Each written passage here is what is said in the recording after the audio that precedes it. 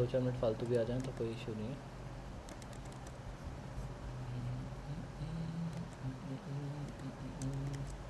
ये 6 मिनट ही है ना, ठीक है। तो हम जब ये वो करते हैं जनरेशन टाइप है ये, ठीक है, जो आप बोल रहे थे ना इतनी देर से, ये तो सही बोल रहे थे, लेकिन क्या है ये भी तो सही बोलना चाहिए ना। जनरेशन टाइप है, किसका जनरेशन टाइप है? प्राइमरी की जनरेशन टाइप स्ट्रेटजी, ये सही बोला, स्ट्रेटजी है, पर किसकी? प्राइमरी। या तो सीधा प्राइमरी की सीधा या तो जनरेशन। सीधा सीधा बोल दो कि प्राइमरी की जनरेशन के लिए जनरेशन टाइप है ये भी सही है, चल जाएगा, कोई दिक्कत नहीं है इस चीज़ में भी। या आप ये बोल दो कि यार जनरेटेड वैल्यू की स्ट्रेटजी है एनोडेशन की प्राइमरी की जनरेशन के लिए, ठीक है। तो हमने इतना कर लिया था, मैंने बोला था देखने के लिए कि इसकी वैल्यू जो 050 से चेंज नहीं हो रही थी, वो देखा किसी ने क्या क्यों नहीं हो रही थी वो? अगेन 19 के लिए इंपॉर्टेंट नहीं है, ये आपके लिए इंपॉर्टेंट है। नहीं, मैंने नहीं देखा। ओके कूल, कोई दिक्कत नहीं है। सीन ये होता है ना, अगेन अगर आपकी कंपनी स्केल में नहीं खेल रही है, या बहुत सारी आपकी कंपनी के माइक्रो सर्विस में नहीं है, मतलब बहुत सारे उसके सर्विस नहीं है, तो इतना इंपॉर्टेंट नहीं है। लेकिन अगर वो सब करोगे तब इंपॉर्टेंट है। अब सीन होता क्या है, अभी इकलौते माइक्रो सर्विस थोड़ी ना है जो काम कर रही होगी। मैंने क्या बताया था, हमारे मतलब यूजली कंपनियों के 5-10 इंस्टेंस चल रहे होते हैं, बड़ी कंपनियों के 1800-2500 इंस्टेंस चल रहे होते हैं। अब हर एक इंस्टेंस एक माइक्रो सर्विस है ना। अब हर एक को कुछ चाहिए होगा डेटा, तो वो हर बार मांगने थोड़ी ना जाएगी उसके पास, डेटाबेस के पास, कि मुझे वो दे दो, मुझे एक प्राइमरी की बता दो कि ये यूज़ करूँ मैं या ना करूँ। तो ये जो यहाँ पे जो वैल्यू आती है ना, इनिशियल एलोकेशन साइज़ 2, इसका मतलब है ये एक साथ 2 प्राइमरी की एलोकेट कर देगा इस पर्टिकुलर माइक्रो सर्विस को। मतलब वहाँ पे जब ये 50 था तो ये था कि अगर मैंने 50 बार जनरेट कर दिया, मतलब फर्स्ट टाइम जब जनरेट किया था, स्टार्टिंग किससे हुई? 2 से, है ना। 2 से स्टार्टिंग हुई, तो स्टार्टिंग में फेज़ में 2 ही रहता है। लेकिन जैसे मैं वैल्यू डालता हूँ ना, मैं दिखाता हूँ, जैसे मैं अगर एक बार वैल्यू डाल दूँगा तो क्या होगा, स्टार्टिंग में वैल्यू पड़ी होगी उसमें 2, ठीक है, ये इनिशियल वैल्यू है, ठीक है।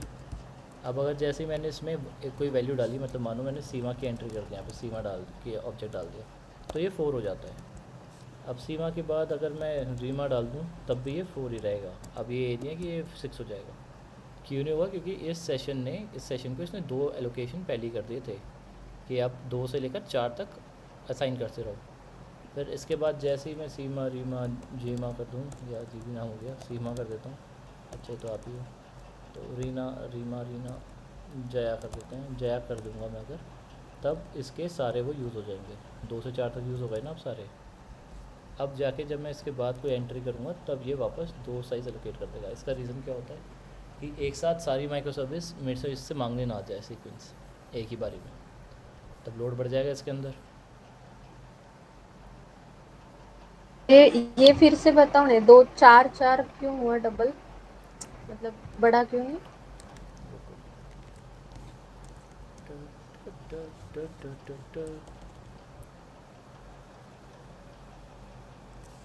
ठीक है, अच्छा वॉलमार्ट में है ना, भी ड्रॉप कर देते हैं। मैंने मेरा डेटाबेस देखा ना, मैंने वहाँ पे तो कोई स्ट्रेटेजी यूज ही नहीं किया, उस दिन ही बताया, कोई ऑटो ही नहीं, है। कोई कोई भी नहीं सीक्वेंस का टेबल ही नहीं दिख रहा है मुझे। है। तो टेबल तो आपके डेटाबेस ने फिर वो यूज़ किया, कुछ तो होगा, ये नहीं होगा तो कुछ और होगा। आपको टेबल नहीं होता, सीक्वेंस अलग होता है, टेबल अलग होती है, सीक्वेंस अलग होता है। हाँ, मतलब मैंने सिर्फ ऐसा जस्ट एससीक्यू, जैसे अभी यहाँ पे बाय डिफॉल्ट जनरेट कैसे हुआ आपका टेबल, EMP_ID_ सीक्वेंस, तो ऐसा कुछ। किसी और नाम से भी हो सकता है, डिफ़ॉल्ट नाम से आप ढूंढ लेना, होगा कोई कोई तो टेक्निक लगी होगी ना दोनों में से। डिफ़ॉल्ट ऑटो होता है तो कुछ भी लगा देगा, यही तो दिक्कत है ना ऑटो में। अब जैसे अब आपको ढूंढना पड़ेगा क्या लगा, ड्रॉप डेटाबेस वॉलमार्ट, देख लेना आप क्या लगा हुआ है, उसके हिसाब से चल जाएगा आपका। और ये भी हो सकता है कि आपका माइस्क्यूएल है तो माइस्क्यूएल इंटरनली, मतलब ऑटो में अगर आइडेंटिटी लग गया, और फिर ये हो सकता है कि माइस्क्यूएल इंटरनली मैनेज कर रहा हो, कुछ आपको दिखाए ना उसे, और वो कुछ और ही हाँ, चला रहा हो, तब वो मे भी है। बी। अब ऑटो में तो कुछ भी चल सकता है, यही तो सीन है। तो क्योंकि यहाँ अभी पे टाइप दिखा रहा है ना, सबका टेबल है, कोई भी टाइप करके अलग से नहीं दिखा रहा है। जैसे मैं अभी स्क्रीनशॉट आपको चैट में डालती हूँ।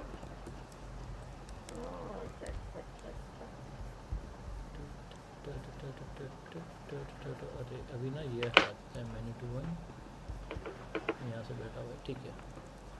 अभी मैं इसे रन कर रहा हूँ वापस, तब देखना क्या होगा। दो का साइज़ है ना, दो दो करके बन रहा है। कनेक्ट वॉलमार्ट, ठीक है।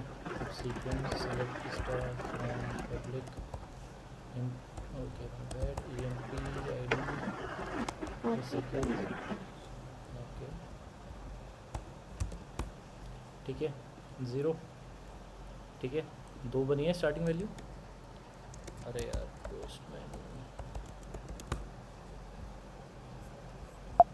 उसको भी बंद कर देता हूँ, देखने सेंस में, ठीक है।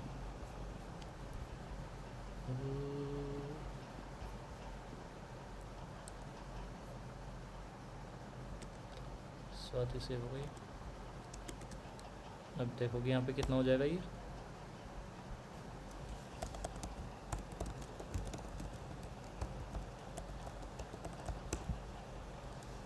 स्वाति सेव क्यों नहीं हुआ, डिसमिस 200 सही तो है, हाँ आ गया ना। अब सीक्वेंस, ठीक है। अभी मैं क्या करता हूँ, स्वाति के बाद सीमा सेव 4, चेंज हुआ, चेंज हुआ ना अभी। हाँ अब मैं वापस करता हूँ 19। अब क्या होगा, पहले ये देखना है एम्प्लॉइज़ में आ गई 19। अब सीक्वेंस 4 ही रहा, चेंज नहीं हुआ है ना। और अब मैं वापस चेंज करूँगा इसे,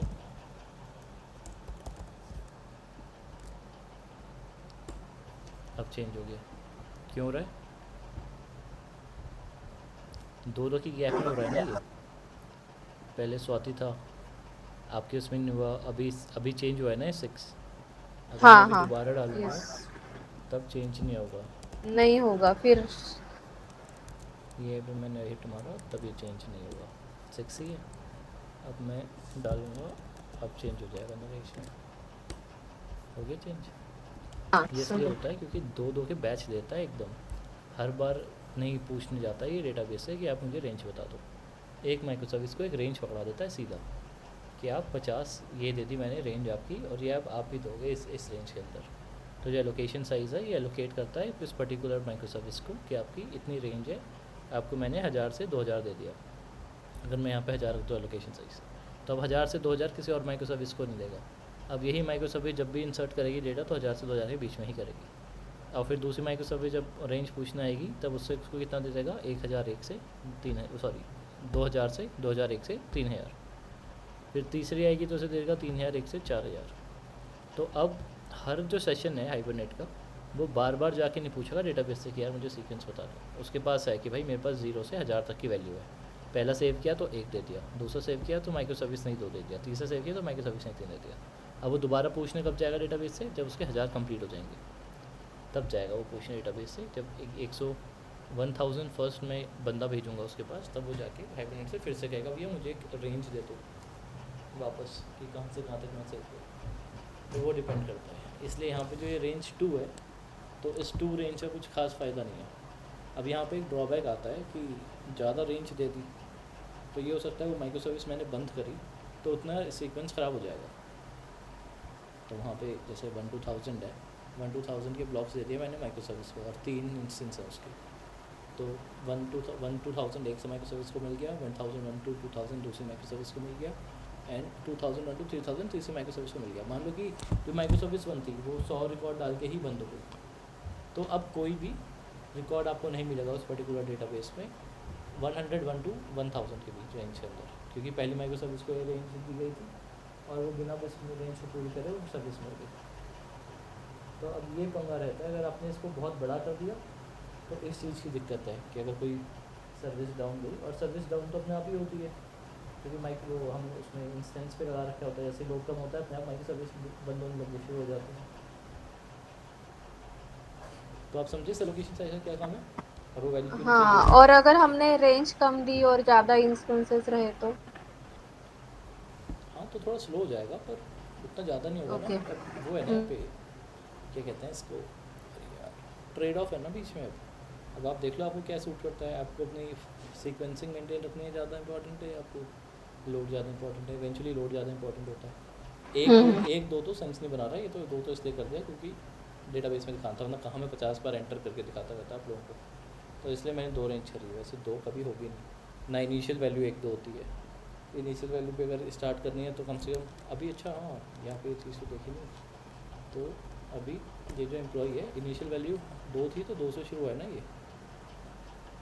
यस। तो ये डिपेंड करता है, अगर आपको कुछ रैंडम वैल्यू चाहिए तो रैंडम रख लो, 1 2 से चाहिए तो 1 2 से रख लो। कोई आ गया है क्या? निशा ज्वाइन हो गई है। ओके, डिस्कनेक्ट हो गया होगा। हाँ भेजा है। ठीक है, कोई इशू नहीं है। तो अब यहाँ पे क्या होता है, 1 और 2 में फिर से सेंस नहीं बनाता ये। ऐसे नहीं कि इनिशियल वैल्यू की वैल्यू कभी 2 में रखना, या तो ये कि कुछ लैक्स में डाल देंगे या एटलीस्ट 1000 2000 में डाल देंगे। लेकिन एम्प्लॉई जो होता है ना, एम्प्लॉई जैसे टेबल में इसको वही रख देते हैं, डिफ़ॉल्ट ही रख देते हैं, मतलब 1 से शुरू होती है, इसको हटा देते हैं सीक्वेंस नंबर को, इनिशियल वैल्यू को 1 से आने देते हैं। इसलिए जो एम्प्लॉई आईडी होती है वो यूजुअली इसी टेबल की वो होती है, क्या कहते हैं, प्राइमरी की होती है।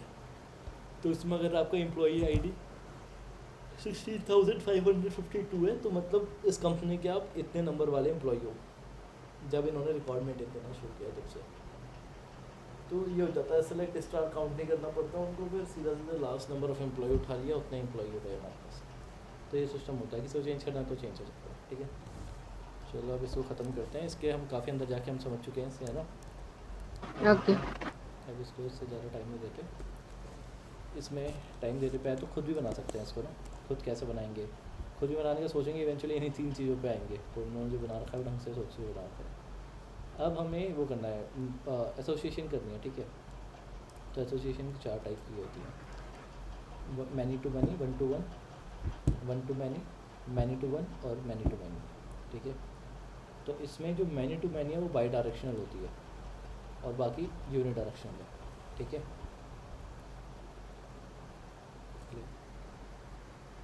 हाँ यस। ये एसोसिएशंस डेटाबेस की आप लोगों को क्लियर है, आती है। बाई डायरेक्शनल मतलब दोनों क्लास में यूज कर सकते हैं ऐसा? नहीं नहीं, डेटाबेस का कॉन्सेप्ट है ना, तो इसमें तो क्लास का कोई सेंस ही नहीं है। ये वाला सवाल आपने पूछ के मुझे ये बता दिया कि अच्छा ठीक है, तो फिर आपको टारगेट पता है कैसे कैसे कहते हैं फिर? नहीं।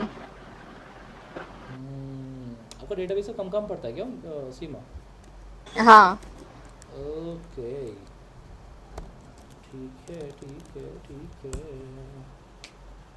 ओके फिर तो यार दिक्कत वाली बात है।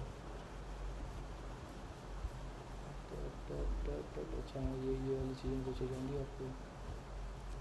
ठीक है, देखो किसी भी उसके ना 2 साइड होती हैं, क्या कहते हैं, जब एसोसिएशन जो होती है ना उसकी 2 चीज़ मेन पार्ट होता है एसोसिएशन के। अब जब मैं एसोसिएशन कह रहा हूँ तो एसोसिएशन का मतलब क्या होता है? मतलब दो टेबल्स में कुछ कनेक्शन है, रिलेट नहीं? 2 मतलब उसके अकॉर्डिंग नहीं, मतलब हिंदी में मतलब क्या होता है कि एक दूसरे लोगों के बीच में क्या रिश्ता है, ये तो होता है ना एसोसिएशन। हाँ रिलेशन से। हाँ रिलेशंस। और आरडीएमएस क्या होता है, रिलेशन में, कि आपके और आपके पेरेंट के बीच में रिलेशन क्या है, मतलब they are your mother, they are your father, यही होता है ना। तो एसोसिएशन वही होता है, वो रिलेशन ही मेंटेन कर रहा होता है। ठीक है, अब एसोसिएशन में लेकिन डायरेक्शन भी होती है। जैसे अगर कोई रिलेशन है कि यू आर डॉटर ऑफ कोई भी, मान लो XYZ, या आपका एग्जांपल हटाते हैं स्वाति जैन से डॉटर ऑफ राघव जैन। ठीक है, तो ये हो गया इनका रिलेशन। ठीक है, बट अब एसोसिएशन में क्या होगा कि चीज़ें फ्लो किस डायरेक्शन में करेंगी, क्या कुछ चीज़ अगर राघव जैन खरीदेंगे तो क्या उस प्रॉपर्टी का एसोसिएशन स्वाति जैन के साथ भी होगा या नहीं होगा? ये किसके ऊपर है, ये रिलेशन के ऊपर, ये रिलेशन के ऊपर डिपेंड करता है कैसा रिलेशन है। अगर कोर्ट ने समन किया राघव जैन को तो क्या स्वाति जैन अपने आप समन होंगी या नहीं होंगी, या अलग से बुलाना पड़ेगा, या उनको एक से सिंगल यूनिट मान के काम किया जाएगा। ठीक है, और फिर अगर मान लो कि मैरिटल स्टेटस चेंज हुआ किसी का भी, मतलब कोई सा भी रिलेशनशिप स्टेटस किसी का भी चेंज हुआ तो वो दूसरे को इम्पेक्ट करेगा या नहीं करेगा, ठीक है। तो अब इसमें इसलिए दो टर्म यूज़ की जाती है, owning side and inverse side. Owning side का मतलब क्या होता है कि जो मेन बंदा है जो रिलेशन डिफाइन कर रहा है अपने एंड पे कि ये मेरी बेटी है, ठीक है। अब दो तरीके से हो सकता है, अगर खाली फादर कह रहा है कि ये मेरी बेटी है और बेटी को कुछ अंदाज़ा नहीं है कि उसका फादर कौन है, उसको पता ही नहीं, तो ये हो जाएगा वन डायरेक्शनल, ठीक है। अब ये यूनी डायरेक्शनल है, बेटी को नहीं पता बाप कौन है, ठीक है, बाप को पता है बेटी कौन है। अब बेटी से पूछोगे कौन है तुम्हारा बेटी कौन है, तो बता देगी। बेटी से पूछोगे तुम्हारा बाप कौन है, वो नहीं बताएगी। तो क्या हो जाएगा, ये वन साइडेड हो जाएगा, यूनी डायरेक्शनल। एक को ही पता है दूसरे के बारे में, दूसरे को नहीं पता पहले के बारे में। अब अगर बेटी को भी बाप के बारे में पता है, बाप को भी बेटी के बारे में पता है, ये हो जाता है बाई डायरेक्शनल, बाई डायरेक्शनल। ठीक है। अब जो यूनि डायरेक्शनल होता है, मतलब दोनों में ही आप वो डाल सकते हो ओनिंग साइड। ओनिंग साइड का मतलब क्या होता है कि अगर यहाँ पे मतलब जिसके अंदर आप कुछ भी करोगे तो सामने वाले पे रिफ्लेक्ट होना चाहिए। मतलब अगर बेटी को पता ही नहीं कि बाप कौन है, तो आप बेटी का मेटल स्टेटस चेंज कर दो, तो बाप में एडजेक्टिव ऐड नहीं होगा ना कि ये अब नाना बन गया, क्योंकि नाना बन गया तो जब अपडेट होगा ना, जब पता होगा बेटी को कि बाप कौन है, तभी तो बेटी बाप पे करेगी कि भाई अब ये नाना भी है। अगर बाप के मतलब राघव जैन के अगर आप सारे वो करने की कोशिश करो, रिलेशन जानने की कोशिश करो कि वो फादर हैं, हस्बैंड है, और भी कुछ हो सकते हैं, नेफ्यू हैं किसी के अंकल हैं, तो उसमें लेकिन ग्रैंड पेरेंट्स नहीं आएंगे। क्यों नहीं आएंगे, क्योंकि जो बेटी है उसने अपडेट ही नहीं करा अपने फादर की साइड में कि अब आप एक और आपका एडिशनल हो गया, ग्रैंड पेरेंट भी हो। क्योंकि जो बेटी थी वो ओनिंग साइड में नहीं थी, उसको पता ही नहीं कि कोई है भी, फादर है नहीं, क्योंकि डायरेक्शन कौन सा है ये, यूनि डायरेक्शनल है। बाप को ही पता है बेटी कौन है, बेटी को नहीं पता बाप कौन है, ठीक है। तो अब बेटी को अगर पता ही नहीं है बाप कौन है, तो वो वहाँ पे अब मान लो एक कॉलम था स्ट्रिंग में जहाँ पे अपडेट करना था बेटी को कि भैया अब नाना भी है ये लोग ये, तो लेकिन अगर बेटी को पता ही नहीं बाप कौन है तो फिर कैसे अपडेट करेगी, नहीं कर सकती ना वो। तो उसको अगर ऐसा सीन है तो उसको कहते हैं इन्वर्स साइड। और अगर बाप की दूसरी शादी होगी तो बाप बेटी को अपडेट करेगा ना, भाई तेरे अब 2 माँ है, ये तुम्हारा माँ का सेक्शन जो खाली हो गया था या डिसीज जो भी आ गया, तो वो अब अपडेट कर दो, तुम्हारी नई मम्मी आ गई है। तो पापा को पता है बेटी है अब, तो इसलिए वो बता देगा उसे कि यार आपकी अब एक नई मम्मी आ गई है, अब आप देख लो कैसे रिलेशन संभालना है उनके साथ। अब यहाँ पे जो हम बोल रहे हैं फ़िलहाल इस एग्जांपल में कि बाप को पता है बेटी है, बेटी को नहीं पता बाप है, डेटाबेस के टर्म में क्या कैसे हो जाएगा ये कि कॉलम जो फादर है उसके पास डॉटर की लिस्ट होगी, या एक खाली डॉटर होगा और डॉटर ऑब्जेक्ट होगा, ठीक है, हैज़ अ प्रॉपर्टी होगी डॉटर, ठीक है। अब लेकिन डेटाबेस के टर्म से बात करें तो क्या होगा, जो टेबल है फादर उसमें कॉलम होगा डॉटर, और डॉटर टेबल की प्राइमरी की उसकी वो होगी, क्या कहते हैं, उसकी वैल्यू होगी उसके अंदर, ठीक है। तो ओनिंग साइड के अंदर क्या होता है, ओनिंग साइड के अंदर कॉलम बनता है, जनरेट होता है, ठीक है। इन्वर्स साइड के अंदर कॉलम जनरेट नहीं होता। इन्वर्स साइड में आप इवन डाल सकते हो कि भाई ये बंदा है जो हमको मैप करके रखेगा, तो वहाँ पे अलग से फिर मैप बाय और ये सब यूज़ करते हैं एनोटेशंस। मतलब ये होता है हाइबरनेट यूज़ करके ना आपको इन सब चीज़ों की ज़रूरत पड़ती नहीं है। मतलब अगर आपको नहीं पता तो ठीक है, ऐसा 1900 को ये सब चीज़ नहीं पता तो चलेगा, मस्त, कोई दिक्कत नहीं है ज़िंदगी में। आपके साथ बस ये है कि आपको अगर कभी स्केल करना पड़ेगा, कुछ करना पड़ेगा ना, तो आप कभी कहीं कन्फ्यूज़ हो जाओगे। अगर कहीं एनोटेशन के अंदर कुछ देखोगे ना लिखा हुआ, बहुत कॉम्प्लेक्स लिख देते हैं कभी कभी, और उसमें लिखा यही होगा टारगेट एंटिटी। अब टारगेट कौन है,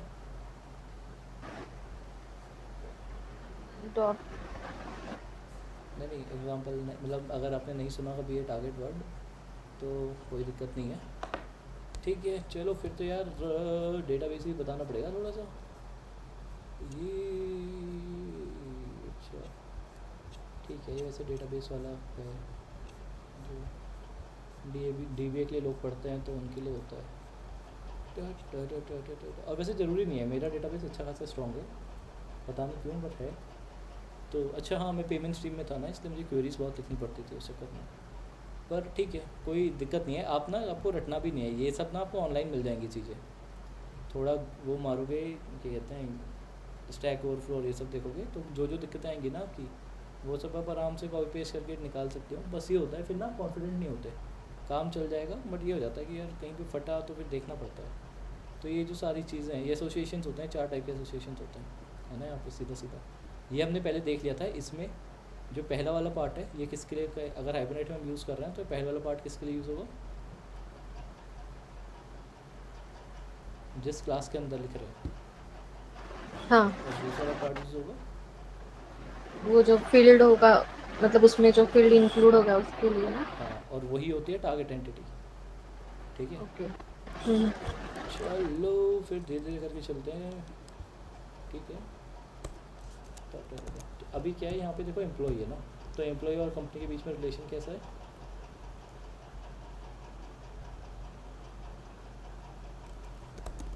मैनी टू वन है ना, many employee can have one company. One company. ठीक है, तो मैनी टू वन हमने बोल ही दिया है, तो मैनी टू वन पे डाल देते हैं। ठीक है, अब होगा क्या इसमें, अरे यार बार बार ना डेटाबेस उड़ाना पड़ेगा मेरे पास, ये दिक्कत है इसके साथ। डेटाबेस और यहाँ से बनती बन जाती है।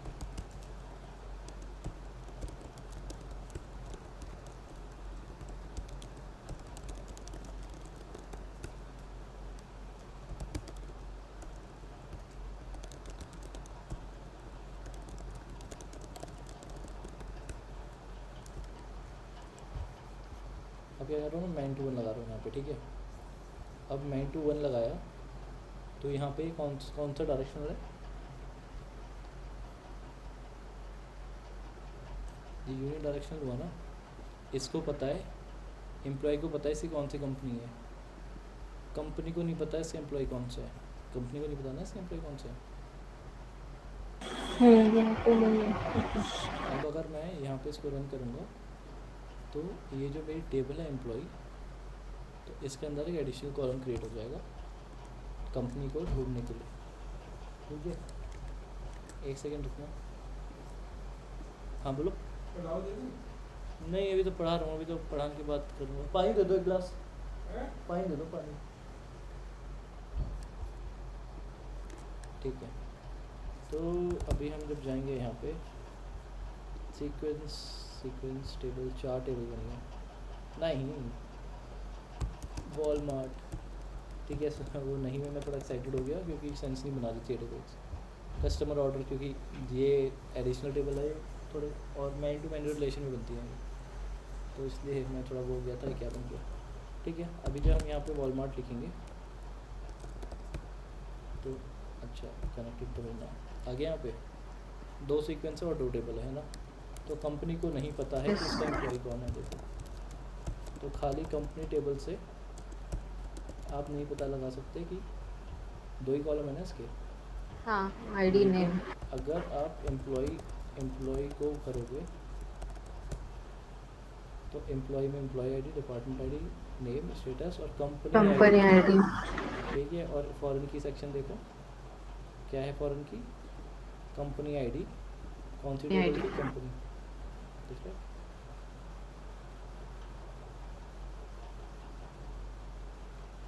दिखाई ये क्लियर है। हाँ हाँ। ओके ओके, चलो अब चलते हैं आगे। अब सीन क्या है, इसने एक वो बना दिया, क्या कहते हैं, एक कॉलम बना दिया इसने ना। तो क्या मैं मैनी टू वन अगर मैं किसी के भी ऊपर रखूँगा, या मैनी टू मैनी में किसी के भी ऊपर रखूँगा तो क्या उस वो बना देगा क्या कहते हैं, एक कॉलम बना देगा क्या, ये क्वेश्चन आना चाहिए, है ना। ठीक है, तो प्राइवेट, अब कंपनी का क्या रिलेशन है एम्प्लॉय के साथ, one two many, one company many employees.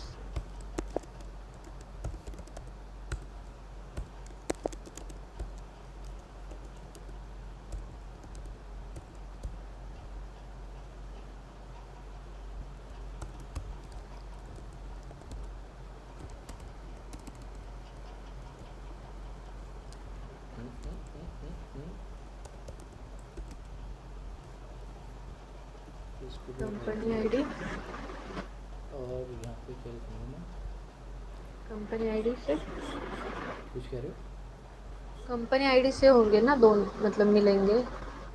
तो मैप्ड बाय। आप यहाँ पे मुझे बताना चाह रहे हो कि यहाँ पे क्या लिखना है? हम्म, पता नहीं मुझे क्या लिखते हैं, बट मुझे लगा कि दोनों टेबल में क्या मतलब रिलेशन है, वो की वहां पे लिखते हैं क्या। ओके। नहीं नहीं कुछ तो अलग ही है। बताओ। चलेगा आपने यूज़ किया है ये सब चीज़ें? नहीं, कभी भी नहीं। मैंने मेरे प्रोजेक्ट में देखा है, बट मुझे समझा ही नहीं है वो। ठीक है, काम करता हूँ फिर ना। To to to to to आपको यही करते हैं और जो basic PHP database MySQL query. में ये कभी भी नहीं यूज किया है, पता नहीं क्यों। ठीक है। ये ना ये डेटाबेस वाले नोट्स हैं, जो डेटाबेस वाले करते हैं ना, टाइम कॉम्प्लेक्सिटी इंडेक्सेस, डीबीए वाले जो लोग आते हैं ना, तो उनके लिए रहता है ये। दिख रहा है डीबीए। अब डीबीए वालों को फिर मैं डेटा स्ट्रक्चर पढ़ाने नहीं बैठता, तो उनको रटने पड़ते हैं फिर उन्हें कि इसकी टाइम कॉम्प्लेक्सिटी क्या है, किस इंडेक्स से क्या टाइम कॉम्प्लेक्सिटी है, क्या है कॉलम टाइप्स कौन कौन से होते हैं, जॉइंट्स कैसे चलते हैं, क्या तरीका होता है जॉइंट्स लिखने का, ये कौन सी मेन क्वेरीज हैं, कैसे कैसे कैसे। तो उसमें एसोसिएशन वाला जो है ना, फिर आप लोगों का एसोसिएशन वाला पूरा ही स्ट्रिंग पेशेंस और ये अब ये आपको ये भी तो आना चाहिए पता, सवाल पूछना चाहिए कि इसमें स्प्रिंग बूट एनोटेशंस क्यों पढ़ते हैं डीबीए वाले।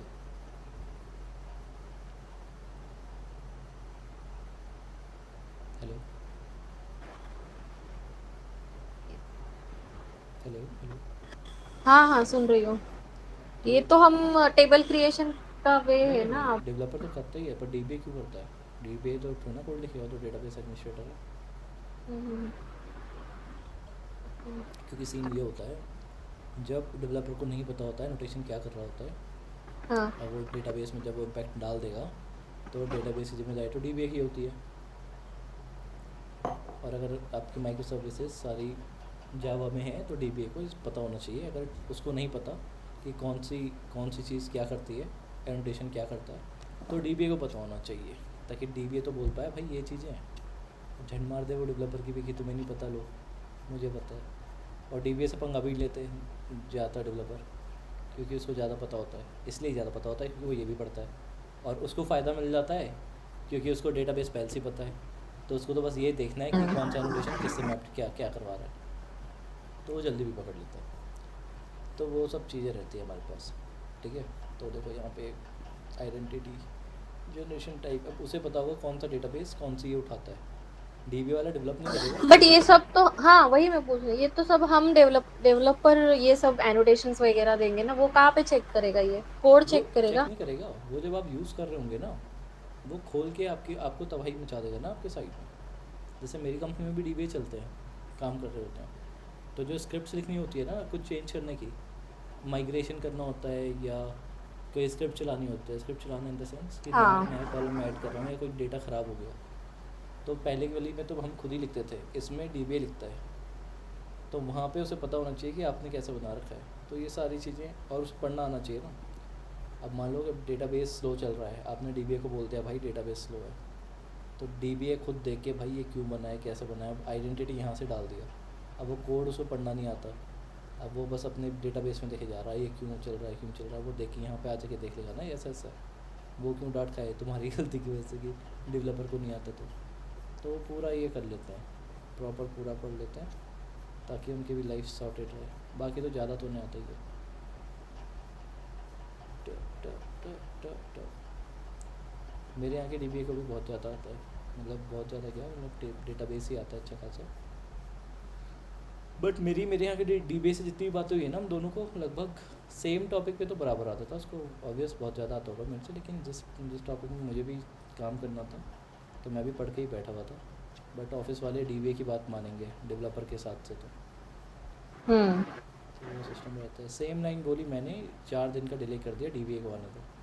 सेम लाइन उसने आके बोली, अरे वाह अच्छा, मज़ा आ गया, ये कर दो। तो वो रहता है। अब ये भी है कि आपके ऊपर कॉन्फिडेंस नहीं आता स्टार्टिंग में लोगों को, तो वहाँ पे भी पंगा रहता है, तो उसके लिए भी चीज़ें चलती हैं थोड़े टाइम में। हाँ तो यार यहाँ से ही ना, यहीं से दिखाता हूँ, बार बार टाइप करके क्या लिखूँगा। देखो पहली चीज़ क्या होती है, मैन टू वन। ठीक है, मैं या कोई भी लगा लो यहाँ पे ना एनोटेशन। अभी हमने देखा कि ये वाली एनोटेशन अगर हम लगाते हैं है ना, तो एक कॉलम बन जाता है, ठीक है।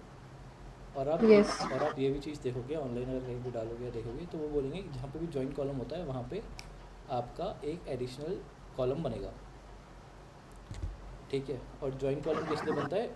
जॉइन कॉलम चलता है हमारे किस लिए? अच्छा और ये चलो प्राइमरी ठीक है प्राइमरी हाँ फॉरेन की। हाँ ठीक है फिर बताऊँगा। यूजली ऐसा होता है, थोड़ा कोई बट टाइपिंग अभी आइडिया होता हमने है। एम्प्लॉय और इसमें नहीं लगाया था जॉइन कॉलम, तो भी हाँ एम्प्लॉय में कंपनी आईडी बन गया है ना कॉलम। हाँ बन गया, ज़रूरत नहीं है उसकी। ओके, मतलब क्योंकि ऑप्शनल है। हाँ ऑप्शनल ऐसा है कि अब वही वही चीज़ आ गई ना, फाइन फाइन ग्रेन्ड कंट्रोल हाँ हाँ, आपको चाहिए या ओके। नहीं चाहिए। जैसे आप हम्म। सीक्वेंस जनरेटर अगर नहीं लगाओगे तब भी आपका वो डिफ़ॉल्ट ही रखोगे, तब भी ऑटो ऑटो में जाके कुछ ना कुछ हो ही जाएगा। फिर भी हम्म। अगर आप जनरेटर नहीं रखोगे और आइडेंटिटी कर दोगे, जब भी वो सीक्वेंस बन ही जाएगा पीछे, अगर सीक्वेंस चूज करोगे तब भी सीक्वेंस बन ही जाएगा। आपको अगर फाइन ग्रेन कंट्रोल चाहिए कि भाई तू 5,000 से शुरू रहे और 50-50 साइज़ के मुझको वो दे, ब्लॉक्स दे, तब जाके आपको वो यूज़ करना है। अभी यहाँ पे अगर हम यहाँ पे, अच्छा यहाँ पे तो यूज़ नहीं किया हुआ है, हम अगर यहाँ से सीक्वेंस जनरेटर हटा दें तभी कुछ चेंज हो जाएगा। मैंडेटरी थोड़ा सीक्वेंस जनरेटर, इवन ये भी मैंडेटरी नहीं है। इतना पूरा हाईलाइटेड वाला सेक्शन यस। मैंडेटरी है ही नहीं। If you need fine grain control तब आपको चाहिए, नहीं चाहिए तो चल जाए, कोई दिक्कत ही नहीं है। Same goes with one two many. अभी भी हमने ये किया तब भी चलेगा, वन टू मैनी के बाद भी बन गया है ना। लेकिन अब जब बना था तो यहाँ पे क्या है, फॉरेन की कंस्ट्रेंट दिख रहा है यहाँ पे। यस। आप फॉरेन की कंस्ट्रेंट के अंदर ये देखो, ये क्या है, एक रैंडम की है ये, है ना। फिर फॉरेन की क्या उठाई है इसने, कंपनी आईडी, ठीक है। अब मान लो आपकी फ़ॉरेन की कंपनी आईडी नहीं हो चाहिए थी, आपको एड्रेस चाहिए था, है ना। एड्रेस इस एम्प्लॉय के अंदर एड्रेस आईडी चाहिए होता अगर, तो आप कैसे लाओगे उसे? फिर इसके थ्रू नहीं ला पाओगे ना, वन टू मैनी @ लगा के खाली। फिर क्या करोगे आप? फिर आप यहाँ पे दोगे, अभी इसमें नाम दे दोगे। नेम में क्या दे ओके। दिया आपने, ऑथर आईडी। फिर रेफरेंस कॉलम दे दिया आपने, भाई आईडी है, ठीक है। आपने फिर एडिशनल डेटा दे दिया कि ये नल नहीं हो सकता, यूनिक होना चाहिए, ठीक है। अब नल और यूनिक का मतलब समझते हो क्या होता है? यूनिक मतलब एक ही, क्या बोलते हैं आप, एक ही वैल्यू होगा मतलब। हाँ नल, ये इम्प्लीमेंट कैसे करता है ये? चलो ठीक है, ये आप जो बोल रहे हो वही है, मैं ज़्यादा डीप नहीं जाता। इम्प्लीमेंट क्या करता है, इम्प्लीमेंट कैसे करता है डेटाबेसेस को? कैसे दे मेक श्योर कि आपके पास नलेबल नहीं होना चाहिए या यूनिक होना चाहिए?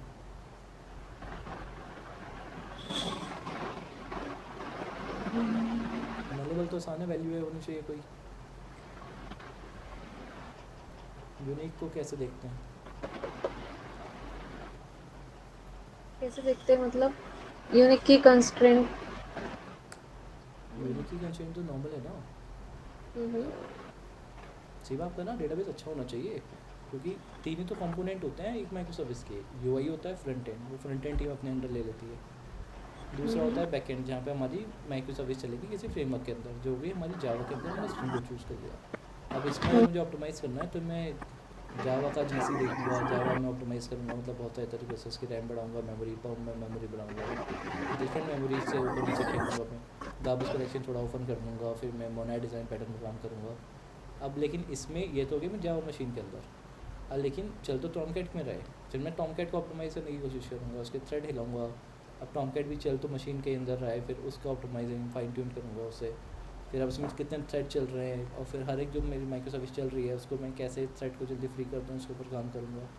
लेकिन ये चीज़ तो हो गई फिर भी छोटी छोटी, जहाँ पे आप माइन्यूट काम कर पाओगे खाली। सबसे ज़्यादा जो टाइम बचता है वो डेटाबेस से बात करने पे लगता है, क्योंकि नेटवर्क कॉल लगती है सीधा एक। तो आपको डेटाबेस के बारे में बहुत अच्छा पता होना चाहिए। अगेन अगर आपकी कंपनी वो नहीं करती, अगर कभी स्केल नहीं करवाना चाह रही है तो ठीक है, कोई दिक्कत नहीं है। जब भी हम यूनिक कंस्ट्रेंट चलाते हैं ना तो इंडेक्स बनता है। अब अगर आपको नहीं पता कि कौन सा इंडेक्स बनता है, कौन सा प्राइमरी इंडेक्स कौन सा बनता है किसी भी टेबल में? प्राइमरी आईडी का। नहीं नहीं, इंडेक्स टाइप कौन सा होता है?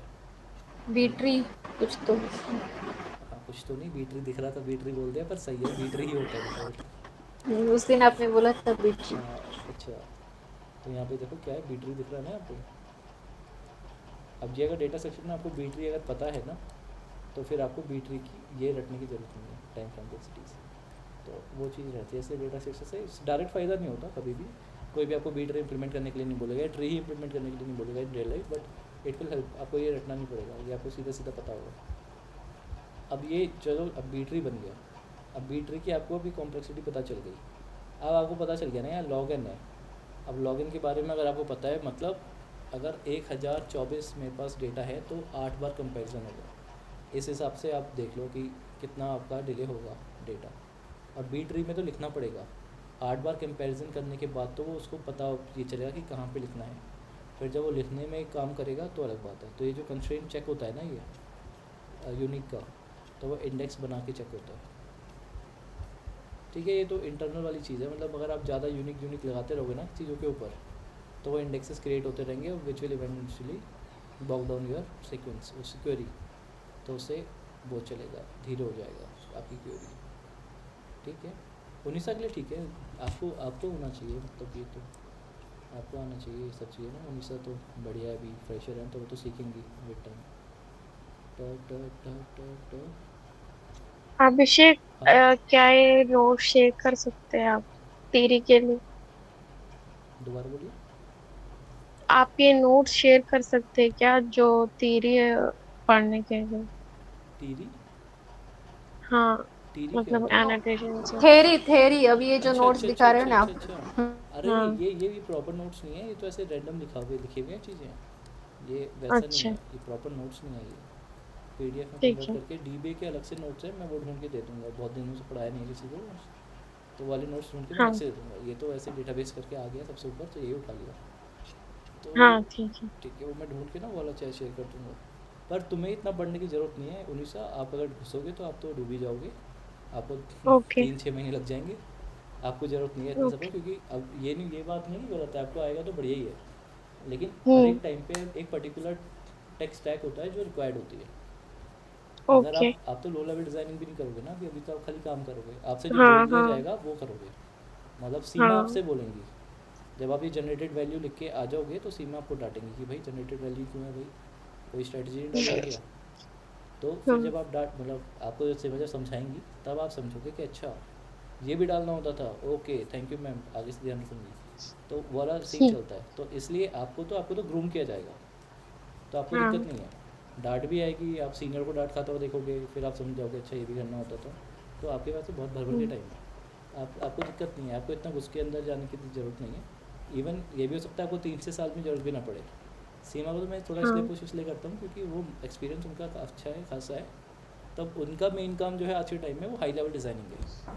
तो हम्म। उनको कोड करना कम, मतलब चलो अभी तो शायद कर रहे हैं वो अच्छा खासा, पर उनका काम मेन ये है कि जब भी लोग उनके पास पहुँचेंगे तो उनको सॉल्यूशन देना है कि अच्छा हम्म। यहाँ पे देख लो इस ये चीज़ हो सकती है, यहाँ पे देख लो ये फंसा हुआ है। तो वो चीज़ें अब अगर ये उनको पता हुआ कि यार इन्होंने बहुत सारे यूनिक कंस्ट्रेंट डाले हुए हैं, तो फिर सीमा ये देख के समझ जाएंगे ना कि यार, फिर डांटेंगे उन्हें, भाई ये क्यों डाला हुआ है, तुम्हें पता नहीं ऐसे क्या होता है, इंडेक्सेस बनते हैं।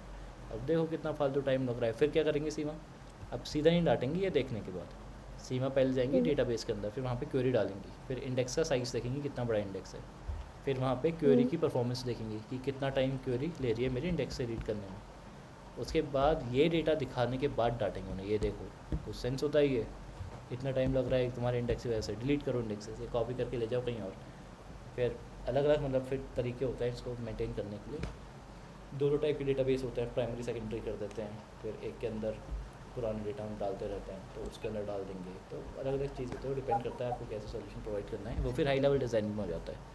तो सीमा का काम फिलहाल हाई लेवल डिज़ाइनिंग का है। आपका तो ये है कि खाली आपको अभी फ़िलहाल आपको बेसिक आइटम आनी चाहिए। आपको जावा पता होनी चाहिए ढंग से, हम्म। स्प्रिंग बूट में इतना होना चाहिए जितना लिख रहे हो उतना तमीज़ से लिख रहे हो, वो पता हम्म। आना चाहिए। आपको इंटरनल्स बहुत सारी चीज़ों के बहुत सारा नहीं आना चाहिए, क्योंकि कितना 3-6 महीने का तो एक्सपीरियंस है अभी आपको।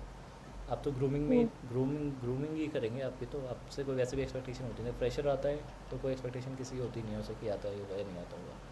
तो सब यही समझ के आते हैं कि कोडिंग करके आया है बस, इसको समझाना पड़ेगा या बताना पड़ेगा या एडिशनल टाइम देना पड़ेगा। तो आप अगर कुछ चीज़ हाँ। करोगे भी तो आपको एक तो फालतू टाइम बहुत ज़्यादा मिलेगा, प्लस आपने गलती करी भी तो आपको वो बताएंगे, क्योंकि थोड़ी चीज़ें ऑब्वियस होती है कि नहीं समझ आएगी। जैसे मैं फ्रेशर से नहीं एक्सपेक्ट करूँगा कि वो ये करके आएगा। फ्रेशर अगर जनरेटेड वैल्यू लिख देगा तो वो डांट नहीं खाएगा, वो बस ये करेगा, उसे समझाना पड़ेगा यार देखो ऐसा होता है, ये ऐसे चीज़ें हैं, पढ़ लेना ठीक है। पहले तो यहाँ पे आइडेंटिटी लगा दो, सॉरी सीक्वेंस लगा दो चुपचाप, एक लाइन रेफरेंस दे देंगे कि ये वाली क्लास है, वहाँ पे देखो, उसके रेफरेंस से बना दो, ठीक है। उसके बाद और ये बोल देंगे कि यार इसके बारे में थोड़ा पढ़ लो। जब वो 2 3 4 साल के हो जाएंगे फिर भी नहीं लगाएंगे, तब वो डांट खाएंगे कि भाई पहले क्या किया था। हम्म, तो वो वाला सिस्टम चल रहा है। तो अभी तो आप पे बहुत टाइम है, आपको तभी बताया जाएगा, भर भर के बताया जाएगा। तो वो वाले सिस्टम होता ठीक है, ठीक है। ये देखो ठीक। सीमा, यहाँ पे दिख रहा है ये इन्वर्स ज्वाइन कॉलम। हाँ तो ऐसी ऐसी जगहों पे फिर कंफ्यूजन हो जाती है अगर ढंग से नहीं पता होता ना। अब सीन क्या है, अगर इन्वर्स ज्वाइन का ही नहीं पता, इन्वर्स मतलब ही नहीं पता कि इन्वर्स ज्वाइन क्या कह रहा है ये, तो आपको रिलेशन ही नहीं पता अगर कि कौन सा मेन है, कौन सा इन्वर्स कर रहे हैं, कौन सा प्राइमरी है, तो यहाँ पे पंगा रहता है। फिर टारगेट वारगेट अभी तो फ़िलहाल तो नहीं लिखा हुआ है इसमें, तो यहाँ पे इसलिए वो नहीं है, पंगा नहीं है, पर पता होना चाहिए, ठीक है। दिख रहा है टारगेट एंटिटी। हाँ चलो ठीक है, अभी चलते हैं। ये एम्प्लॉय मैंने इसलिए डाल दिया था। अब अगर मैं एम्प्लॉय डाल के चलाऊँगा तो क्या चलेगा ये? अभी जी, एक तो ना ड्रॉप बहुत करना पड़ता है इसमें, कनेक्ट इसका कुछ जुगाड़ देखना पड़ेगा मुझे एक बार ना, चीज़ें ड्रॉप करके क्रिएट करने में। Create database Walmart already exist, मैंने ड्रॉप क्या कर दिया?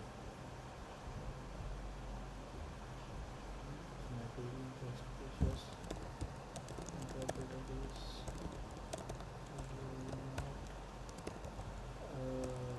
क्रिएट डेटाबेस फॉर्मेट, ठीक है।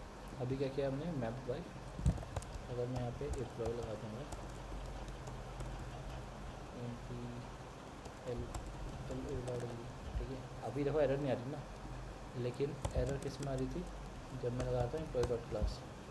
अब एरर आ रही है ना यहाँ पे, ठीक है, आ रही है ना एरर। हाँ हाँ लेकिन अगर हम यहाँ पे देखें, यहाँ पे तो टारगेट एंटिटी में क्लास लगा है। थोड़ी देर में फिर भी एरर नहीं आई थी ना एरर उसमें। और दूसरी चीज़ है, चलो आप ये कह सकते हो कि यार वो लिस्ट था ना वहाँ पे लिस्ट थी, तो लिस्ट डॉट क्लास कर दो आप जब नहीं आएगी, है ना। पर सीन क्या है, अब यहाँ पे अगर मैं मैनी टू वन कर दूँ, अब देखो यहाँ पे मैप बाय नहीं है ना, नहीं आ रहा है। लेकिन अगर मैं इसे हटा दूँ, इसको एम्प्लॉय कर दूँ अगर, अब क्या मैप बाय आएगा मेरे पास? नहीं आया ना, नहीं ये एरर दे रहा है। और यहाँ पे एम्प्लॉय डॉट क्लास, अब एरर देने लग गया। ये हटा के यहाँ पे जब मैं एम्प्लॉय कर दूँ, अभी भी ये एरर ही है, लेकिन सेम चीज़ को मैं उड़ा के 1 to many कर दूँ, अब चलने लग गया ये। अब ये रिलेशन के ऊपर है, अगर आपका डेटाबेस का वो रहता ना आइडिया, तो आपको ढंग से समझ आता। 1 to many में क्या है, एक बहुत सारे 1 to many में क्या होगा, एक कंपनी के बहुत सारे एम्प्लॉय हो सकते हैं ना।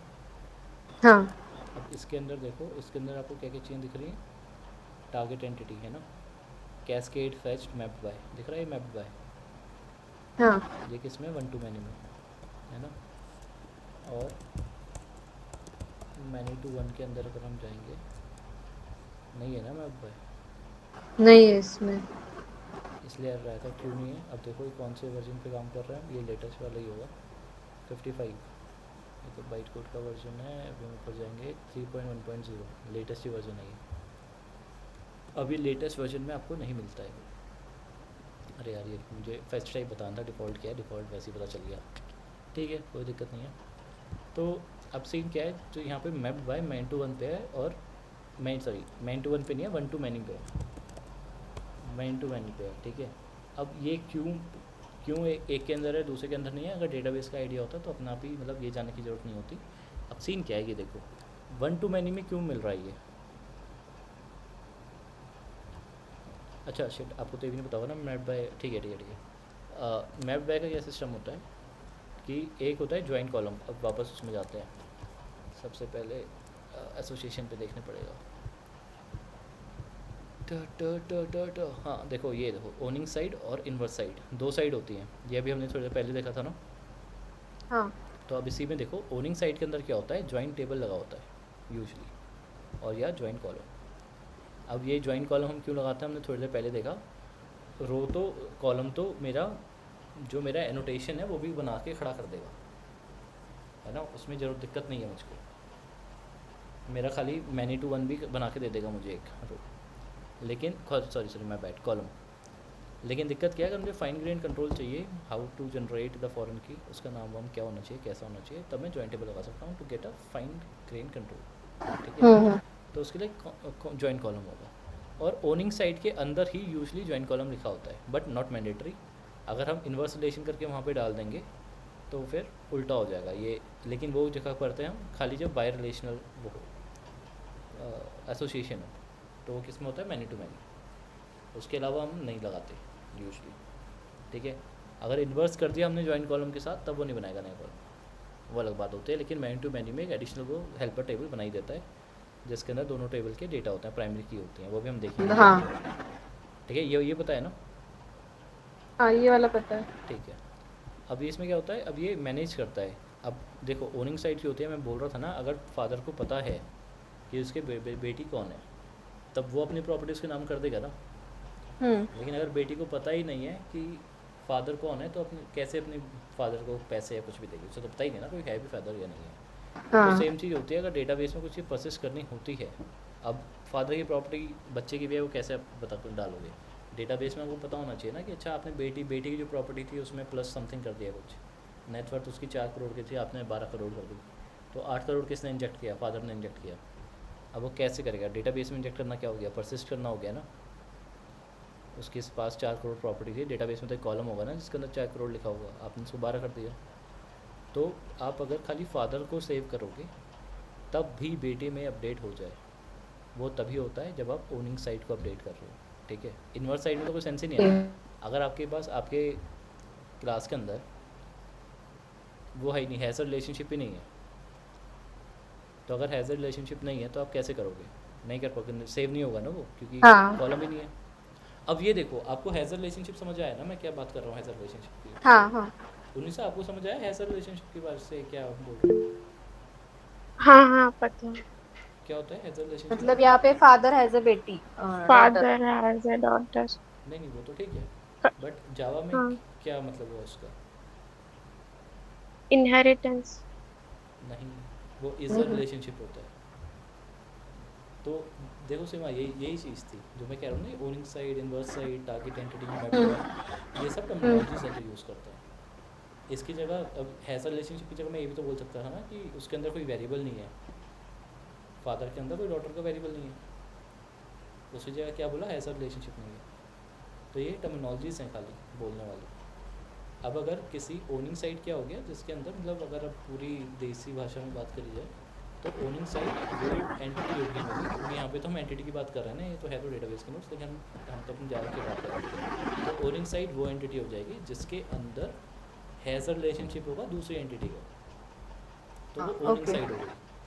अब मैं ओनिंग साइड को ही अगर सेव करूँगा तभी तो उसकी जो उसने ओन करी है, जो एंटिटी क्या ओन करी है उसने, कंपनी ने, एम्प्लॉय ने ओन करी हुई है कंपनी। तो अगर वो कंपनी का वो नाम चेंज कर दे, अगर मैं एम्प्लॉय के अंदर कंपनी का नाम चेंज कर दूँ तभी तो कंपनी भी और फिर एम्प्लॉय को सेव कर दूँ, तब मैं एम्प्लॉय को सेव करूँगा तो कंपनी भी तो तभी सेव होगी ना, क्योंकि एम्प्लॉय लिंक्ड है कंपनी से। और फिर कंपनी की आईडी का कॉलम बन गया ना प्राइमरी की, वो ढूंढ सकता है कौन सी कंपनी को ढूंढ के अपडेट करना है। अब एम्प्लॉय के पास तो कुछ है ही नहीं, कंपनी के पास तो एम्प्लॉय का कुछ नाम है ही नहीं, और ऊपर से वन टू मैनी रिलेशनशिप और है। तो मैं कर मैं अभी भी सकता हूँ उनको सबको से, मैं हर एक एम्प्लॉय को चेंज करके अपनी डेटाबेस में उसमें अपने हैज़र रिलेशनशिप में उसको अपडेट कर दूँ और फिर प्रोसेस करवा दूँ, तो वो भी चेंज कर सकता है। अब इसलिए कहते हैं, लेकिन उसको इस चीज़ को ओन करना पड़ेगा, लेकिन फिर ओन करने का मतलब क्या होगा, हैज़र रिलेशनशिप बनाना पड़ेगा। अब यूजली अब समझ आ गया ओनिंग साइड का क्या सीन है। ओनिंग साइड के अंदर @ जॉइंट कॉलम होता है यूजली। अब ये इसलिए होता है क्योंकि मोस्ट ऑफ द टाइम हम नहीं करते कि लूजली नहीं छोड़ते अपन लोग, हम कंट्रोल रखते हैं कि हमारा फॉरेन की कंस्ट्रेंट किस नाम का होगा, कैसा होगा, वो सब चीज़ हम रखते हैं, किस कॉलम पे लग रहा होगा, तो वो सारी चीज़ें हम मेंटेन करते हैं। तो हर टेबल के साथ जॉइंट कॉलम मिल रहा होगा, कोई नहीं लिखता किसी कंपनी में तो वो अलग आइटम है, वो बहुत चीज़ें होती हैं नहीं करता, कभी भी सीनियर छोड़ के चल जाते हैं, कोई बताने वाला नहीं होता तो लिख लिया जाता है, बट हमेशा ही ज्वाइन कॉलम पड़ा रहेगा। एक ओनिंग साइड तो होगी, ओनिंग साइड के बिना काम नहीं चलता, ठीक है। अब ओनिंग साइड का ही सीन होता है, अगर ओनिंग साइड को मैं सेव करूँ और जो उसने ओन किया हुआ है उसमें भी रिफ्लेक्ट कर जाए चीज़ें, तो इसको कहते हैं कैस्केड इफेक्ट्स, ठीक है। यहाँ पे लिखा हुआ है ना कैस्केड ऑपरेशन, इसका मतलब क्या है, जो एसोसिएटेड एंटिटीज़ हैं उसके अंदर भी अगर मैंने चेंज किया तो वो भी हो जाएगी इम्पैक्ट, हाँ ठीक है। हाँ, जैसे अभी माइस्क्ल में होता है ना कि 2 टेबल्स है, मतलब क्या बोलोगे आप, सपोज पेरेंट चाइल्ड टेबल है, तो मैं पेरेंट का डेटा डिलीट करूंगी तो चाइल्ड का भी अपने आप डिलीट हो जाएगा। हाँ, कैस्केड कैस्केड टाइप लगा हुआ है फिर, ठीक है। पर पर वो ऐसे नहीं होता डिलीट, आपको जावा के सेंस में अगर आप कर रहे हो तो अब डिपेंड करेगा उसके ऊपर कि जो जो वो है इन्वर्स साइड है, जो क्या उसकी एग्जिस्टेंस काम ही नहीं करती बिना उसके, क्या कहते हैं, बिना ओनिंग साइड के। अगर आप ओनिंग साइड डिलीट कर रहे हो तो उस टाइम पे इन्वर्स साइड के एग्जिस्टेंस उससे इम्पेक्ट होगी या नहीं होगी। जैसे मान लो फादर अगर एक्सपायर हो गए तो बेटी की एग्जिस्टेंस थोड़ी ना मरती है, फादर को अगर मैं डिलीट करना चाहूँ तो डॉटर डिलीट थोड़ी ना होगी, हाँ नहीं और होगी ना।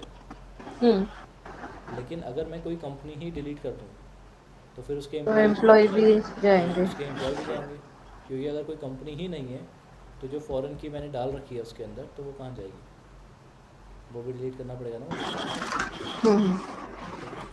तो वो सीन है अब। तो ये सिमिलर का एग्रीगेशन जैसा हो गया ना ओनिंग साइड, मतलब एग्रीगेशन एग्रीगेशन से आप किस किस एग्रीगेशन के सेंस में यूज़ करना चाह रहे हो।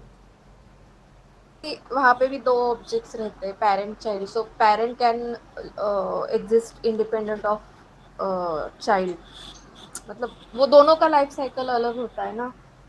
नहीं नहीं नहीं नहीं यार, चाइल्ड इसमें अब ना ये डेटाबेस का है कॉन्सेप्ट। हाँ हाँ, नहीं अब मतलब एग्जैक्टली चाइल्ड नहीं, बट मैं ऐसा थोड़ा सा रिलेट करेंगे तो। अब देखो इसमें सीन क्या होता है, अभी थोड़ी देर पहले हम देख रहे थे ना यहाँ पे कि नलेबल वलेबल भी देख रहे थे ना उसके अंदर ज्वाइन कॉलम के अंदर। हाँ तो अगर मैंने उसमें नलेबल ट्रू कर रखा है, अलाउ कर रखा है, तो पेरेंट को डिलीट कर दो, कोई दिक्कत नहीं है, वहाँ की वैल्यू नल हो जाएगी,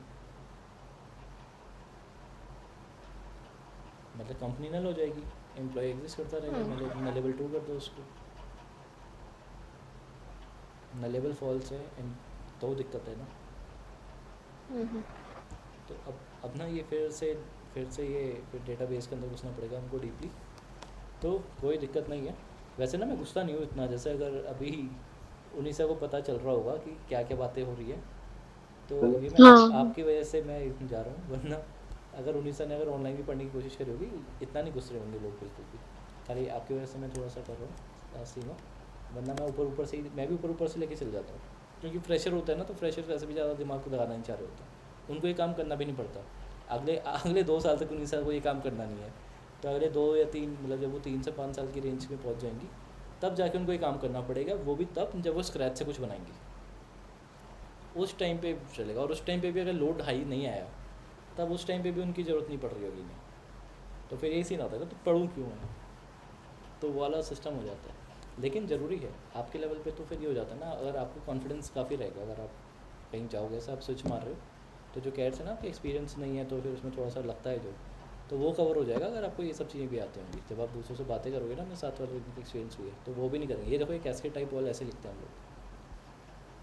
दिख रहा है पेरेंट और हाँ पेरेंट। अब कैस्केड टाइप ऑल कर दिया, इसका मतलब मैंने क्या कर दिया, अगर मैं एम्प्लॉय को सेव करूँगा और यहाँ पे इसका एड्रेस भी अपडेट कर दूँगा और फिर एम्प्लॉय को सेव करूँगा तो इसका एड्रेस को भी अपने आप सेव कर देगा वो। सेव हो जाएगा।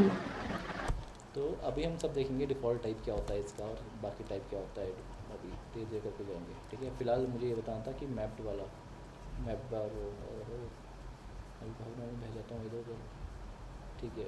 अभी इसको ठीक है, अभी ओनिंग साइड और इन्वर्स साइड ही अपने को देखना है। तो ओनिंग साइड क्या रखता है अपने पास, ज्वाइन कॉलम है ना, ठीक है। और ओनिंग साइड ही रिस्पॉन्सिबल होता है कैस्केड ऑल करने के लिए, ठीक है, कैस्केड टाइप को मेंटेन करने के लिए, दिख रहा है यहाँ पे। अब कैस्केड अगर मैं ऑल करता हूँ, ये कैस्केड ऑपरेशन को अलाउ करता हूँ, इसका मतलब क्या है, अगर मैंने ओनिंग साइड को परसिस्ट किया तो मेरी इन्वर्स साइड भी परसिस्ट हो जाती है, ठीक है। हाँ ठीक है, अब क्या था, ठीक है। हाँ, इसमें ये जो UI लाइन है ना, it is responsible for managing how the association is stored in the database. तो इसका ये मतलब है कैस्केड ऑल वाला, पहला इसका ये मतलब है। दूसरा इसका मतलब है कि ये एक अपना कॉलम अलग से लेके बैठता है ओनिंग साइड, क्योंकि मोस्ट ऑफ द टाइम अगर बाय रिलेशनल वो नहीं है, क्या कहते हैं, रिलेशन नहीं है, बाय रिलेशन नहीं है अगर रिलेशन, तो दोनों साइड नहीं रखती है अपने पास, कॉलम एक ही साइड रखी होती है ओनिंग साइड। अच्छा ठीक है ठीक है ठीक है, यही है, देखो owning side is a side जहाँ पे कॉलम डेटाबेस का। से कॉलम क्रिएट होता है, ठीक है। ये तो हमने देख लिया ओनिंग साइड का। अब देखते हैं इन्वर्स साइड का, ठीक है। अब इन्वर्स साइड में क्या है, अब देखो सबसे पहली लाइन ये है कि ये अपने पास मैप्ड बाय रखता है, दिख रहा है। हाँ इन्वर्स साइड मैप्ड बाय रखेगा अपने पास, क्योंकि ये बता रहा होगा कि यार मुझे मैप कौन कर रहा है। और फिर क्या हो जाएगा, अगर मैप्ड बाय रख रहा है तो इसके पास कुछ नहीं है, इसके पास एज अ रिलेशनशिप नहीं है, तो ये कोई भी वो स्टोर नहीं कर रहा होगा डेटाबेस में ओनिंग साइड के उसको, क्योंकि जब आपका हैज़ अ रिलेशनशिप ही नहीं है और ORM है ना हाइबरनेट, तो ORM क्या होता है, ऑब्जेक्ट रिलेशनल मैपिंग। जब आपके पास आपकी एंटिटी में उसका ऑब्जेक्ट ही नहीं है तो आपकी रिलेशन मैपिंग कैसे होगी फिर, और रिलेशन मैपिंग नहीं होगी तो प्रोसेस कैसे करेगा डेटाबेस के अंदर। तो यहाँ पे वो चीज़ आती है। और फिर वही उल्टा ही है, cascade operations on the rear side does not effect. अब यहाँ पे अगर आप लिख भी दोगे ना कुछ रैंडम आइटम, कैस्केड ऑल कर दो, कुछ कर दो, अब अगर है ही नहीं, रिलेशन ही नहीं है, तो कैस्केड ऑल करके भी क्या कर लोगे, कोई सेंस नहीं बनता उसका। और ख़ासकर अगर आपने मैप्ड बाय, ये तो है ना, ये स्पेसिफिकली बोलने के लिए होता है कि ये मेरी इन्वर्स साइड है, तभी मैप्ड बाय होता है, ठीक है। इसका मतलब क्या है, जो मुझे मैप कर रहा है, कौन मुझे मैप कर रहा है, मैं आपको वो बता रहा हूँ। मुझे मैप कर रहा है एम्प्लॉय डॉट क्लास, मुझे मैप कर रहा है एम्प्लॉय क्लास, या मुझे मैप कर रहा है एम्प्लॉय क्लास का एक कॉलम, ठीक है। अब ये तरीके होते हैं कि कौन मुझे मैप कर रहा है, कैसे। अब इतना जब हमने देख लिया, अब हम वापस पीछे जाते हैं, ठीक है। अब यहाँ पे जब हम जा रहे हैं इसके अंदर, तो यार इसके अंदर ना थोड़ी और चीज़ें भी हैं, वो भी हम देख लेते हैं। थ्योरी, चलो एक एक करके चलते हैं, क्योंकि थ्योरी भी काफ़ी देखनी पड़ेगी फ़िलहाल। ओके 972। तो अभी क्या है, अभी 1 to many के अंदर अपने को मैप बाय मिलता है ना, और many to 1 के अंदर अपने को मैप बाय नहीं मिलता। ये देख रहे थे ना अभी हम। अब क्यों नहीं मिलता, अब अगर जो हमने अभी पढ़ा, अगर उसी का थोड़ा प्रैक्टिकल यूज़ अगर लगाओगे, तो इसका मतलब क्या है, 1 to many है ना, कि एम्प्लॉय में लगा है 1 to many। पहले तो 9 to 1 पे चल जाता है एम्प्लॉय, 9 to 1 है ना ये। अब यहाँ पे मैं मैप बाय लगाऊंगा अगर, तो क्या है यहाँ पे खाली है, क्योंकि इसके अंदर है नहीं। नहीं अब है। क्यों नहीं है इसमें मैप बाय, क्योंकि बहुत सारे एम्प्लॉय की एक कंपनी होगी, है ना। यस बहुत सारे एम्प्लॉय की एक कंपनी है, तो मैनी, इसको ऐसे बात करते हैं हम, many employee one company, many employee has one company, ये रिलेशन है इसका, एसोसिएशन इसका ये है। तो if many employee has one company, तो क्या बेटर है, एक कंपनी पूरा लिस्ट लेके बैठ जाए अपने उसका, क्या कहते हैं, एक कंपनी के अंदर एम्प्लॉय। कितने एम्प्लॉय हो सकते हैं, मतलब मान लो कि 5,000 10,000 एम्प्लॉय हो गए, ठीक है। अब 10,000 वो डेटाबेस रिकॉर्ड उठा के अपने पास रख लिया, तो उसकी तो ज़िंदगी झंड हो जाएगी। मतलब आपने एक कंपनी का ऑब्जेक्ट बुला लिया, और आपके साथ तो क्या हो जाएगा फिर, 50 और डेटा आ गए, ठीक है। अभी एक चीज़ बीच में पढ़ा देता हूँ पहले, उससे थोड़ा ज़्यादा आसान पड़ जाएगा। इसके अंदर ना, यहाँ के अंदर जाएंगे तो आप एक चीज़ देखो, यहाँ पे फेच टाइप दिख रहा है। फेच टाइप के अंदर जाएंगे तो 2 ही फेच टाइप होता है, हाँ एक होता है लेजी, एक ईगर। Lazy eager. ये बहुत ही कॉमन आइटम है, ये शायद पढ़ा हो या सुना तो हो एटलीस्ट, ठीक है। अब डिफ़ॉल्ट क्या है इसमें से, डिफ़ॉल्ट इसमें रहता है ईगर, दिख रहा है। इसका मतलब ये है कि आप अगर कोई भी रिलेशन कर रहे हो, 9 to 1 आपने लगा दिया, तो इसका मतलब ईगर हो गया। अब इसका ईगर का मतलब ये है कि अगर आपने एम्प्लॉई फेच करने की कोशिश करी एम्प्लॉई आईडी से हाइबरनेट के थ्रू, ठीक है, तो ये एम्प्लॉई आईडी 5 आपने भेजी होगी, तो यहाँ पे 5 एम्प्लॉई आईडी से तो सर्च करने जाएगा डेटाबेस से। लेकिन अगर ये पूरी टेबल के अंदर कोई से भी एसोसिएशन है, इस टेबल के अंदर कौन सा एसोसिएशन है, ये है 9 to 1, है ना। कंपनी। तो ये कंपनी के अंदर कंपनी भी का भी जाएगा, डेटा लिख। कंपनी के अंदर जाएगा, और फिर ढूंढ के लाएगा कि यार एम्प्लॉय आईडी कहाँ है इसके अंदर। ये जो यहाँ पे इस 9 to 1 कॉलम है, तो इसके पास कंपनी आईडी की वैल्यू होगी ना 5 6, तो ये कंपनी के अंदर जाके भी एक और डेटाबेस हिट मार के आएगा कि यार ये वाली कंपनी उठा के ले आओ। अब अगर मैनी टू वन रिलेशनशिप है, तो क्या करोगे आप, 5 डेटा लेके आओगे ज़्यादा से, मतलब मान लो 5 एम्प्लॉय का डेटा मांगा या 30 एम्प्लॉय का डेटा मांगा, है ना। और देर इज हाई चांस है 30 एम्प्लॉय की 30 ही कंपनी होंगी वर्स्ट के सिनेरियो में। इससे ज़्यादा तो नहीं हो सकती ना, एक एम्प्लॉय की 2 कंपनी अलाउ नहीं हो सकती। तो कितने ऑब्जेक्ट आएंगे आपके पास? 60 ऑब्जेक्ट्स आएंगे इस केस में। इस केस में 60 ऑब्जेक्ट्स आएंगे ना। अगर आप ईच एम्प्लॉय का भी अगर मान लो कि एक कंपनी है, डिफरेंट कंपनी है, तो मैक्सिमम 60 ऑब्जेक्टिव तो आएंगे ना, 30 एम्प्लॉय एंड 30 कंपनीज। लेकिन मान लो आपने एम्प्लॉय के साथ करने की कोशिश करी, एम्प्लॉय के साथ आपने यहाँ पे 1 to many वाला रिलेशन लगा दिया और यहाँ पे आपने लिस्ट एम्प्लॉय कर दी और यहाँ पे एम्प्लॉयज़ कर दिया, तब अब क्या मच जाएगा? अभी भी तो ये अभी भी अगर वन टू मैनी के अंदर जाओगे, इसके अंदर क्या लिखा हुआ है यहाँ के अंदर? लेज़ी। फिक्स है लेजी। अब हम्म। यहाँ पे लेज़ी क्यों है? समझ आ गया डिफ़ॉल्ट इसका लेज़ी क्यों है? क्योंकि अगर 1 to many रिलेशनशिप है और अगर कंपनी के 16,000 एम्प्लॉय निकले तो मैं कितने ऑब्जेक्ट उठा के ले आऊँगा? 16,001 एक कंपनी का और 16,000 इसका, है ना? हम्म। ये उठा के ले आऊँगा ना। तो 1 to many डिफ़ॉल्ट क्या देती है? लेज़ी। लेज़ी का मतलब है लेजी। अनटिल अनलेस आप एम्प्लॉय मांगो, ये एम्प्लॉय नहीं लेके आएगा। ओके। ठीक है। और एम्प्लॉय कैसे मांगोगे आप? कंपनी डॉट गेट एम्प्लॉय, बस इतना कर दोगे, अपने आप हाइबरनेट पीछे से डेटाबेस में हिट मार के आपके लिए 16,000 एम्प्लॉय उठा के ले आएगा। लेकिन अगर मत, मतलब ये फेस टाइप अलग है इसके मतलब रिलेशन के बेस पे डिफॉल्ट है क्या? सबके लिए हाँ हाँ, ईगर नहीं है? नहीं, सबके लिए अगर कर देगा तो झंड हो जाएगी ना। अब सीन ये है, जैसे आपको देखो अभी मतलब जैसे अभी उनीसा है, उनीसा को ये नहीं पता होगा, अगर नहीं उनीसा भी नहीं, मतलब मान लो कोई एक्स बंदा है, फ्रेशर आया है कोई नया नया, उसको नहीं पता रिलेशन क्या होते हैं और क्या हो सकता है। क्योंकि कंपनी, अभी तो हम ये कंपनी और एम्प्लॉय कर रहे हैं ना, तो आपका दिमाग चल रहा है कि भाई एक एम्प्लॉय के तो यार 20,000 से 80,000 एम्प्लॉय होते हैं, तो यार ये तो कंपनी, हमें कंपनी का नाम चाहिए, खाली हमें आईडी से कंपनी का नाम चाहिए था, है ना। और खाली मुझे आईडी से कंपनी का नाम चाहिए, उसके लिए आप 80,000 ऑब्जेक्ट लेके आ जाओ, और खाली नाम के लिए। अब मुझे नाम ले लिए, मैंने काम खत्म कर दिया। अब गार्बेज कलेक्टर की तो ऐसे की तैसी हो गई, 80,000 ऑब्जेक्ट डिलीट करता रहेगा वो बेचारा। अब वो गार्बेज कलेक्टर फिर बहुत सारे रिसोर्स लेके चल जाएगा, CPU खा जाएगा, सब रैम खा जाएगा, सब खा जाएगा डिलीट करते करते। रैम तो चलो ये 80,000 एम्प्लॉय खा जाएंगे, लेकिन हाइबरनेट वालों ने या JPA वालों ने इतना दिमाग नहीं लगाया। उन्होंने कहा भाई ऐसा है, उसको अब वो तो जनरिक कोड लिख रहे हैं ना यहाँ पे, जरूरी थोड़ा कंपनी एम्प्लॉय होगी। स्टूडेंट प्रिंसिपल हो सकती है कि आपने एक प्रिंसिपल के लिए पूरा स्कूल के सारे स्टूडेंट के ऑब्जेक्ट मंगा लिए। तो उन्होंने तो सीधा सीधा बोल दिया 1 to many रिलेशनशिप है तो बहुत सारे ऑब्जेक्ट आ सकते हैं भाई एक साथ। तो हम उसको डिफ़ॉल्ट क्या लिख देंगे? लेज़ी कर देंगे, क्योंकि हम भरोसा नहीं कर रहे डेवलपरों को डेटाबेस नहीं आता, वो ये समझ के चलते हैं, इसलिए हाइबरनेट यूज़ होता है। तो वो कह देते हैं भैया हम नहीं मानते कि डेवलपरों को कुछ आता है डेटाबेस, इसलिए हम ये मान के चल रहे हैं कि भैया जो बस ये सिनेरियो होगा कि लेज़ी कर दो, क्योंकि वरना आगे एप्लीकेशन हो जाएगी स्लो। मान लो आपको नहीं चाहिए लेज़ी ना, तो आप क्या कर सकते हो? फैच टाइप ईगर कर दो, यहाँ पे फैच टाइप ईगर चेंज करना है, आप चेंज कर सकते हो, ठीक है। लेकिन ये लिख दोगे तो चेंज हो जाएगा। अब आप कंपनी मांगोगे तो कंपनी के सारे एम्प्लॉय एक ही बारे में आ जाएगा। ऐसा नहीं आपको कि डॉट गेट एम्प्लॉय करना पड़ेगा जब हिट जाएगी डेटाबेस की, ठीक है। ये क्लियर हुआ? ओके। डाउट तो नहीं है ना इसमें? नहीं। तो ये डिपेंडिंग ऑन, अब ये जैसे इसने ये ईगर और लेज़ी फैच करवाया, ये क्यों करवाया? क्योंकि इसे पता है कि यार एक चीज़ में तो बहुत सारे एम्प्लॉय मतलब बहुत सारे ऑब्जेक्ट एक साथ आ सकते हैं, उससे पूरी एप्लीकेशन स्लो हो जाएगी। और कोई भी फ्रेमवर्क की सक्सेस उसी के ऊपर डिपेंड करती है कि वो कितने बुद्धू लोगों को अच्छे से काम करवा दे। मतलब बुद्धू लोग नहीं यूज़ करना चाहिए बट मतलब कितने बिगनर फ्रेंडली है कोई फ्रेमवर्क। जैसे पाइथन है, पाइथन इतने ज़्यादा क्यों चल रही है? क्योंकि बिगनर फ्रेंडली बहुत है।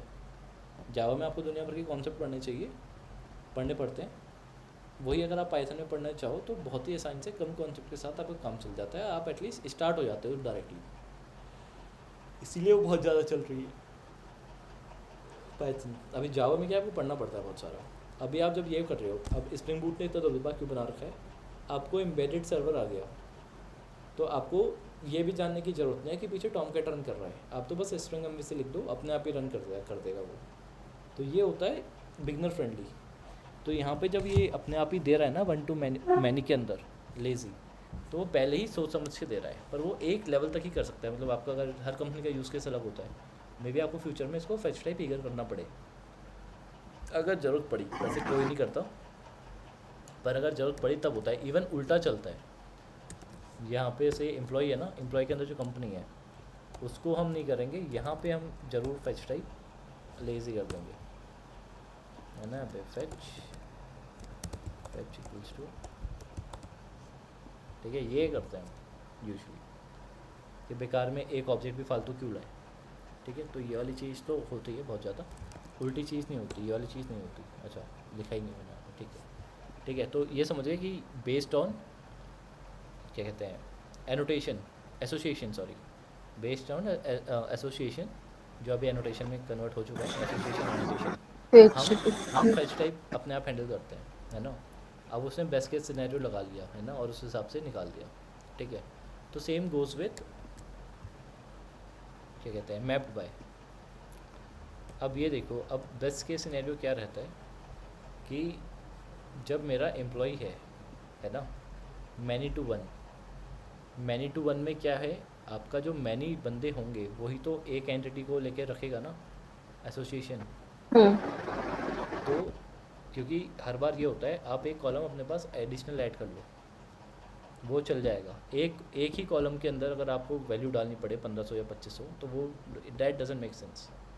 तो ये तो ठीक है, एक कॉलम में एक डेटा आ गया कंपनी आईडी, और एक दूसरी टेबल बन गई, मतलब ये फिर नॉर्मलाइजेशन के रूल हैं डेटाबेस के, तो वो आप खुद ही देख लेना।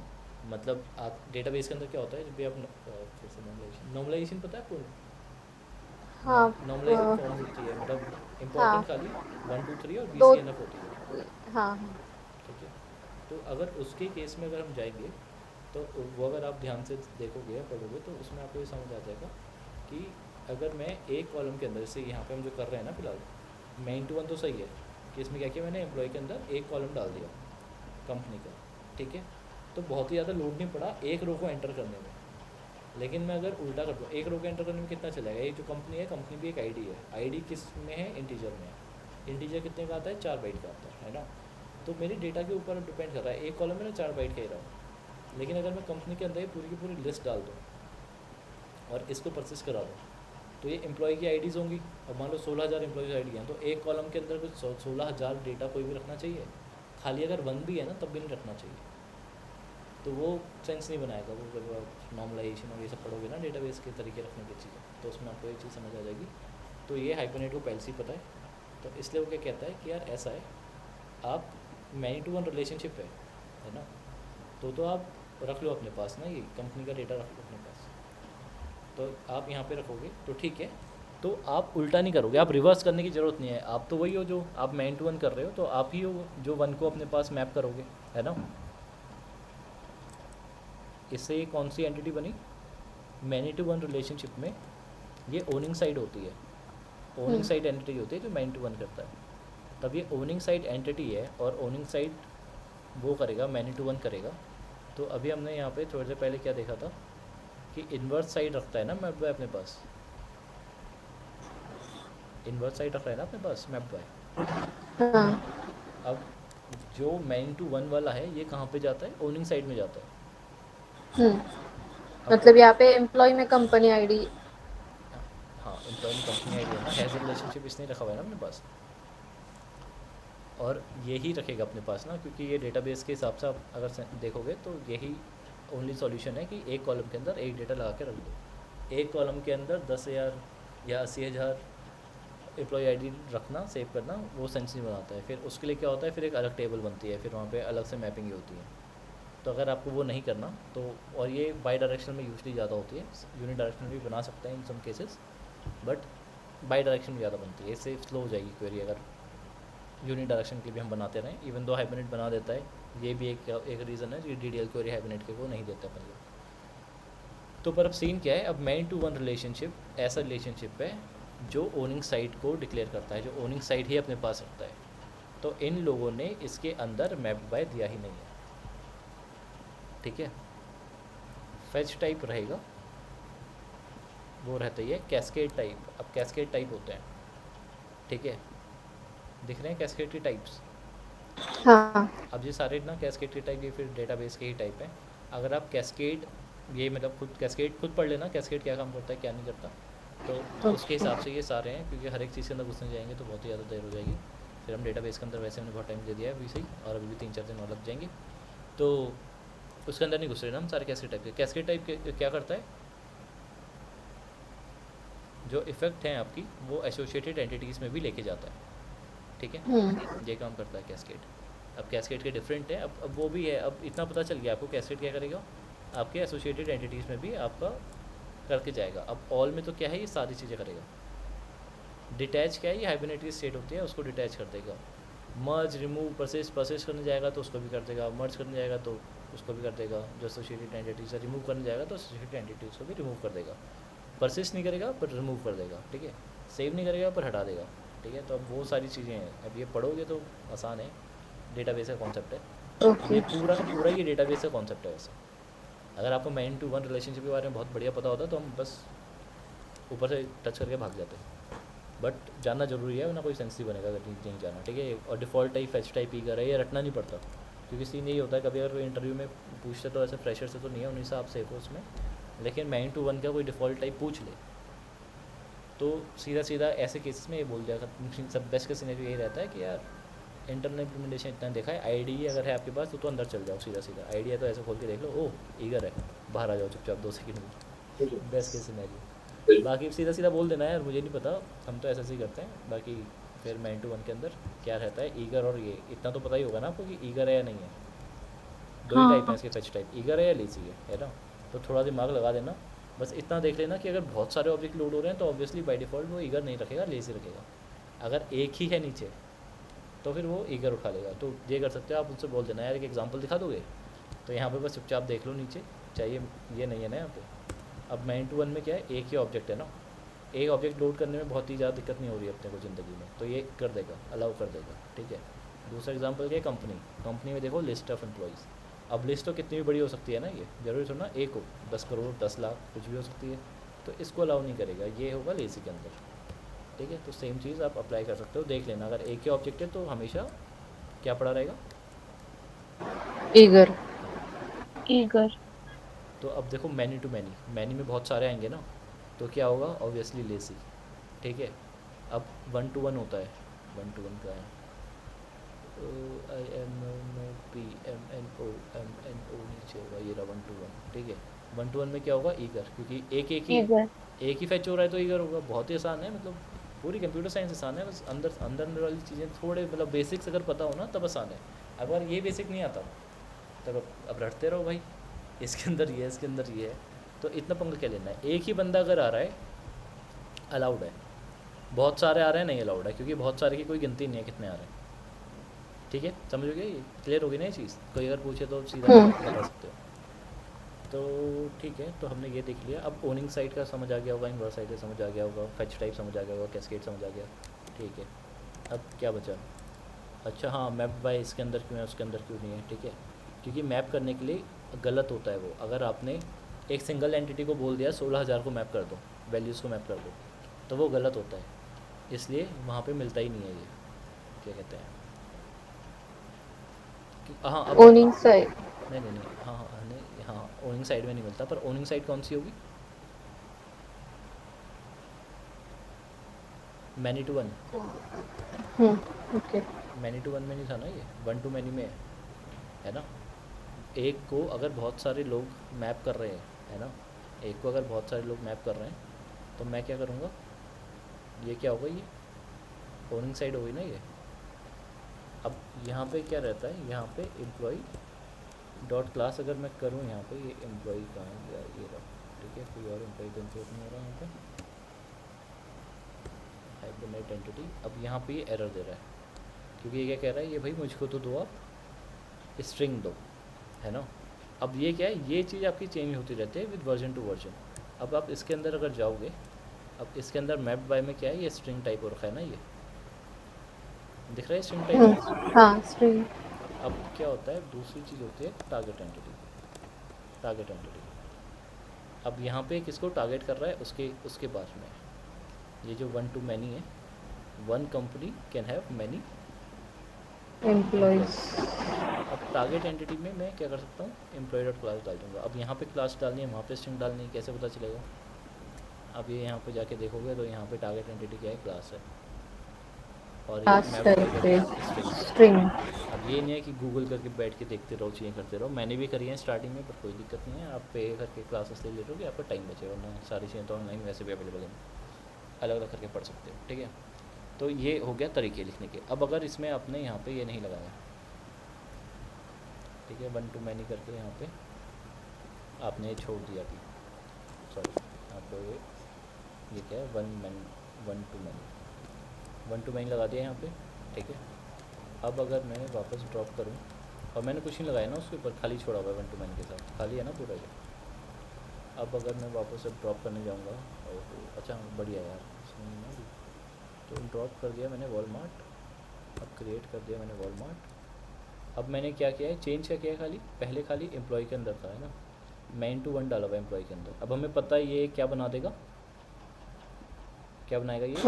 कंपनी आईडी का कॉलम। हाँ, अब मैं इसमें, लेकिन मैं क्या कर रहा हूँ, और मैन टू वन में क्या होता है, फेच टाइप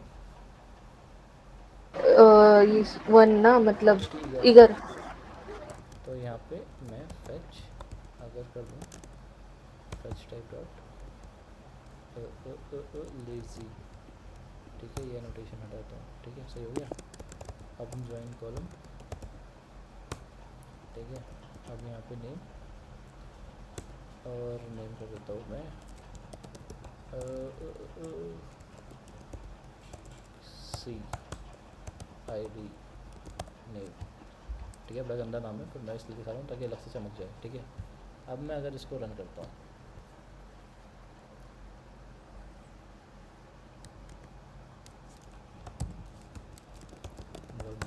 ठीक है, तो अब कौन सा करना है अपने को, एम्प्लॉय लिखना है। अब देखो, फॉरेन की कंस्ट्रेंट में फॉरेन की क्या नाम आया इसका, सी आई डी नेम। अगर आईडी मैं नेम। ज्वाइन कॉलम ना लगाऊँ तो मैं इसके नाम के लिए मैं कुछ नहीं कर सकता। इसका नाम क्या आ जाएगा, जो प्राइमरी की का नाम है, प्राइमरी की टेबल जो होती है कंपनी, और इसकी अंडरस्कोर आईडी। आईडी नेम, ठीक है, जो उसकी प्राइमरी की के कॉलम का नाम होगा वो हो जाएगा। मैं उसकी प्राइमरी की के कॉलम का नाम कबूतर कर दूँ तो कंपनी अंडरस्कोर कबूतर हो जाएगा, वो ऐसा नहीं कि आईडी ही आएगा, ठीक है। तो उसका जो नाम होगा वही उठा के यहाँ पे ला के उसको अपेंड कर देगा, ठीक है। तो अभी और क्या चेंज किया मैंने इसमें, कुछ और चेंज किया था ऊपर, कितने कंस्ट्रेंट डाले थे, पेज अच्छा टाइप। अच्छा नाम ही डाला था ना, ठीक है। नहीं, फेच टाइप तो अलग है, वो तो हाइब्रिड का है, डेटाबेस में ट्रैक नहीं होता है, ठीक है। तो अभी ज्वाइन कॉलम में मैंने क्या डाला है, खाली नाम डाला है। अब अगर रेफरेंस कॉलम जो है नाम, ठीक है, तो अभी रेफरेंस कॉलम मैं ऐड करता हूँ उसके साथ, रेफरेंस कॉलम। अब रेफरेंस कॉलम में मैं क्या दे दूँ, नेम दे देता हूँ,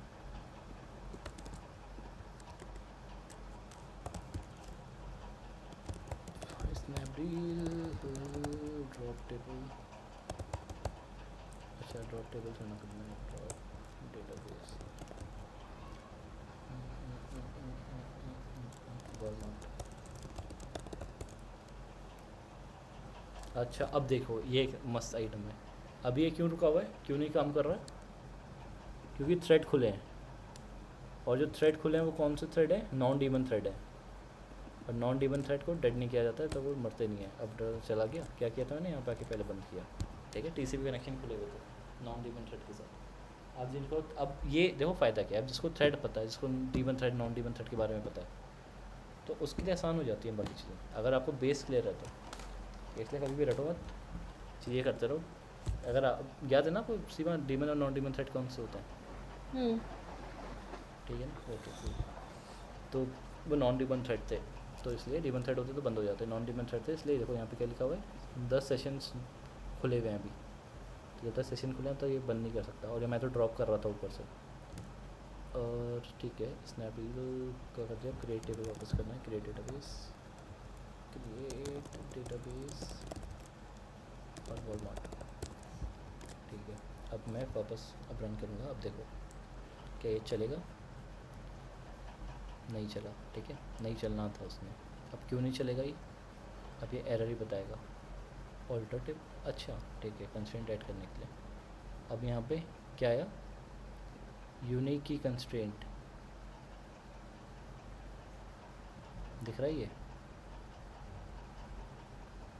दिखा? हाँ। अब ये क्यों आया?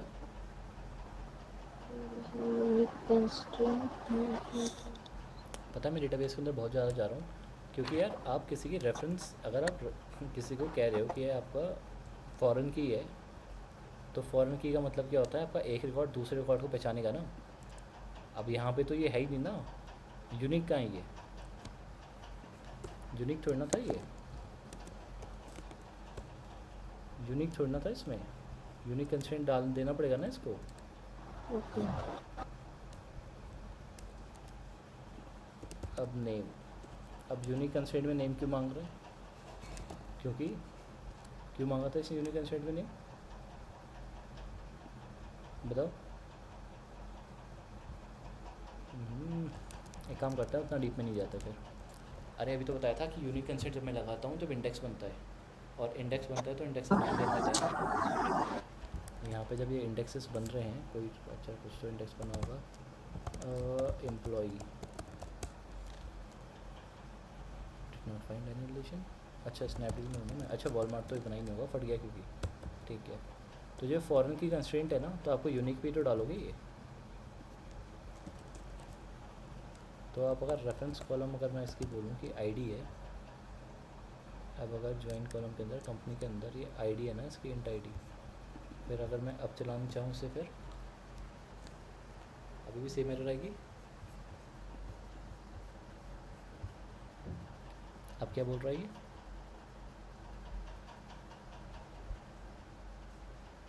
फॉरेन की constraint can not be implemented. और ये किसने एरर दिया है? जेडीबीसी। अब ये क्यों आया?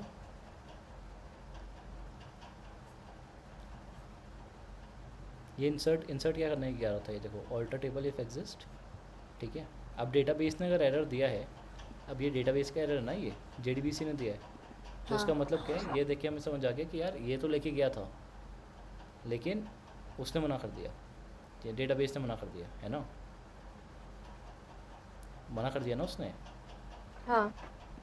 अब क्यों मना किया? अब ये यार पता है, अब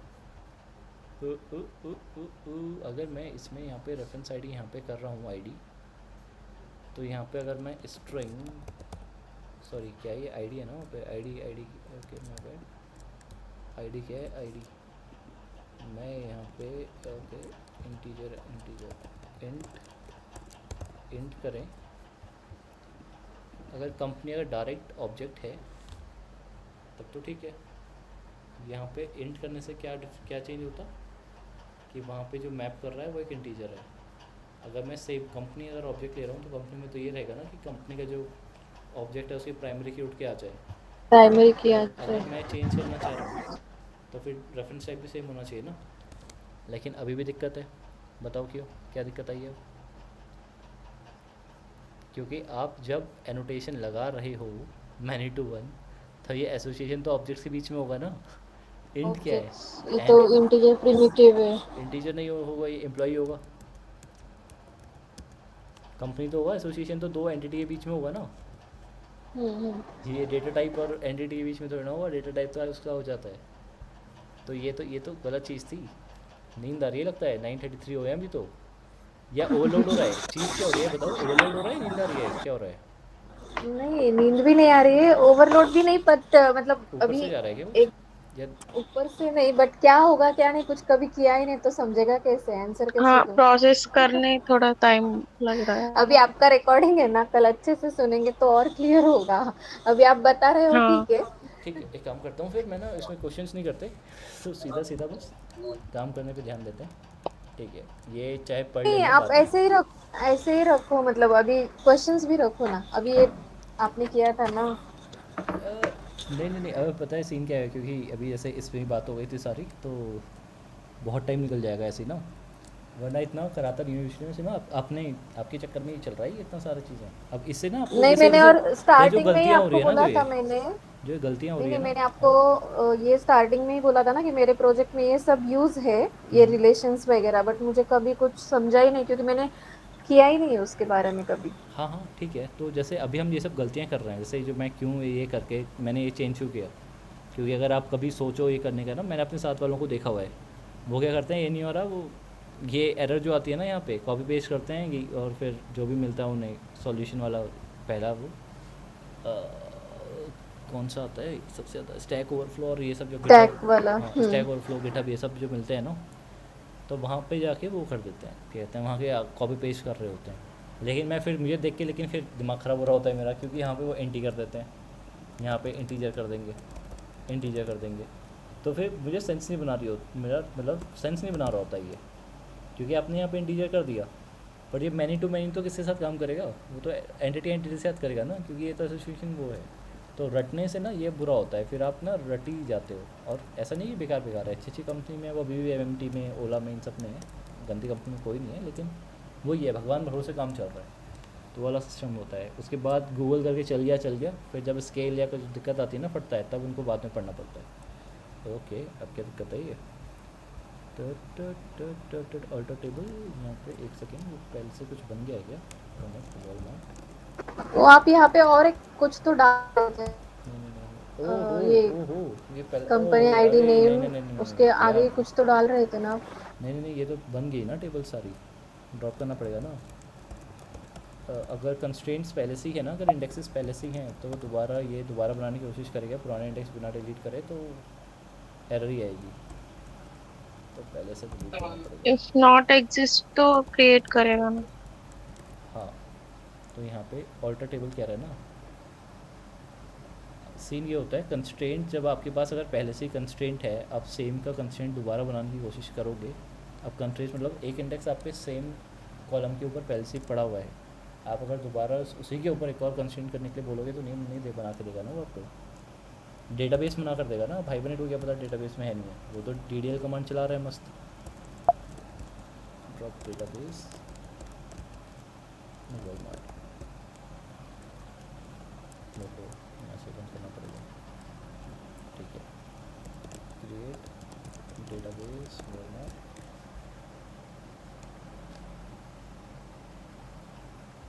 चल गया ना, कुछ चेंज नहीं किया, पहले इंडेक्सेस पहले से बने हुए थे तो दोबारा नहीं बनाने देगा वो। अब इसको क्या पता, हाइबरनेट को क्या पता कि पहले से बना हुआ है इंडेक्स, वो सीन चल जाता है।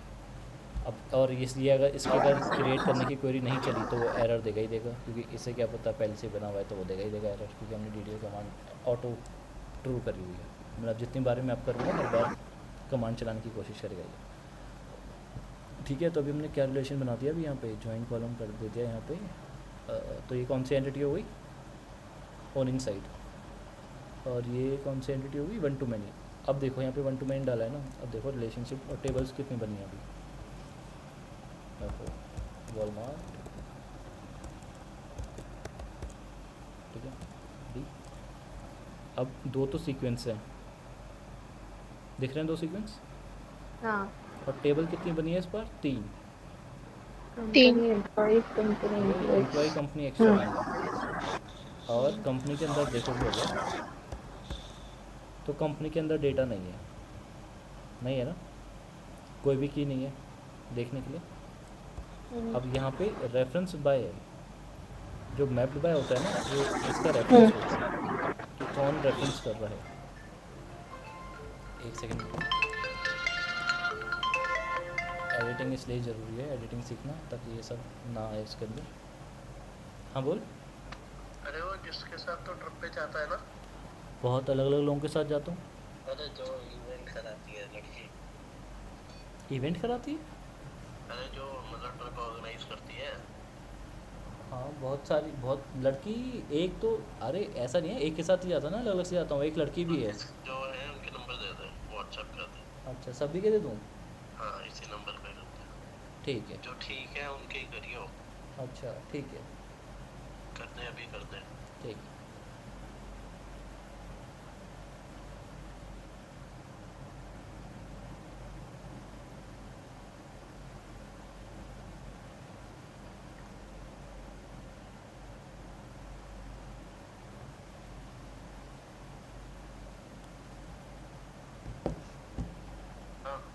हाँ अबे लड़के को जाना है, लड़की को जाना है या ग्रुप को जाना है, क्योंकि उस हिसाब से भी। ऑफिस ग्रुप को। अच्छा ऑफिस के ग्रुप को जाना है, फिर तो कोई दिक्कत नहीं है अगर तू ट्रिप करवाना चाह रहा है ना उनसे ऑफिस की। ठीक है ठीक है ठीक है। अबे वो तो तू डायरेक्टली भी करा सकता है, क्या? ये तो पैसे लेंगे ना, ये तो एडिशनल, तो तू ही कर दे सारी प्लानिंग। अरे पर फिर इतना टाइम कौन स्पेंड करेगा? अच्छा इसको तो अभी बजट भी तो लेना है ना, बजट लेके आज को भी बताना है। ठीक है चल मैं भेज रहा हूँ। फिर तो अगर पूरा ऑफिस ही ट्रिप पे ले जाएगा तो किसी के साथ भी चल जाए, मैं सबकी मतलब 2-3 के भेज देता हूँ फिर तो। ओके। जो हाल दिल का इधर हो रहा है।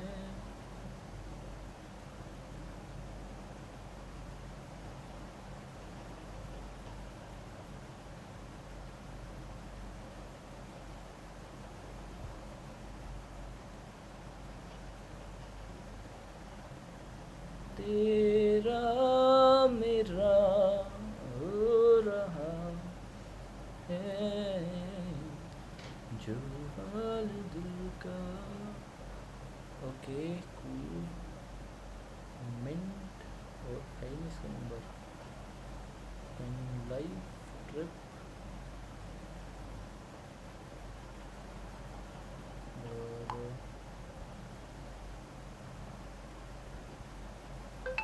contacted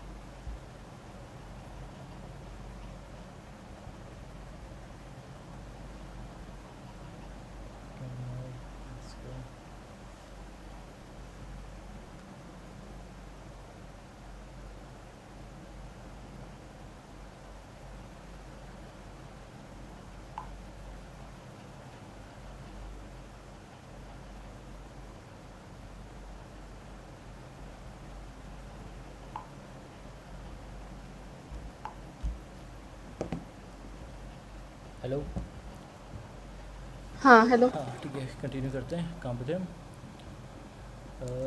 चलो वैसे ही थोड़ा तो आज प्रोग्रेस हुआ है, ठीक है। तो अच्छा हाँ हम टेबल देख रहे थे, याद आ गया। ठीक है तो ये जो टेबल। कंस्ट्रेंट्स बने ना ये हमारा, तो यहाँ पे इस टेबल के अंदर कुछ नहीं आया है ना, कि हमने क्या लिखा था इसमें, मैनी टू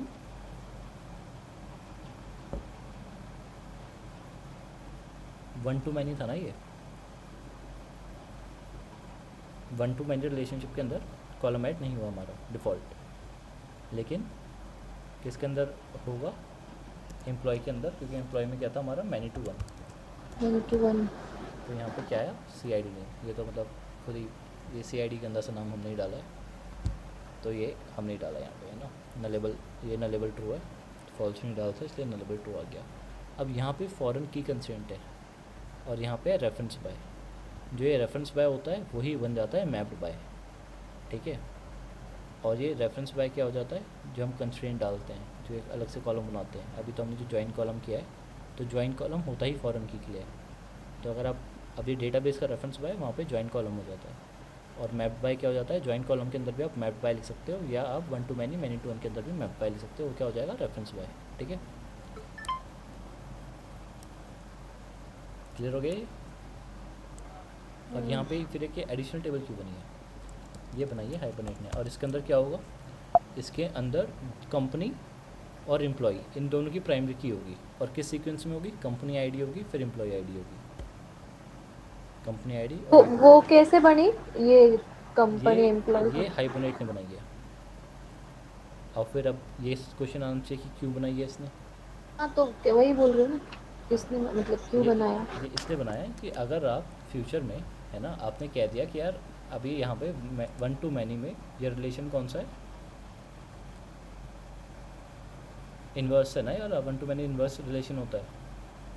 तो इन्वर्स रिलेशन तो अपने पास डेटा रखता नहीं है। बट आपने अगर हाइबरनेट को बोला कि जाके एम्प्लॉय लेके आ जाओ, कंपनी डॉट गेट एम्प्लॉयज़ कर दिया आपने, तब हाइबरनेट को क्या करना पड़ेगा, सारे एम्प्लॉयज़ तो लाने पड़ेंगे।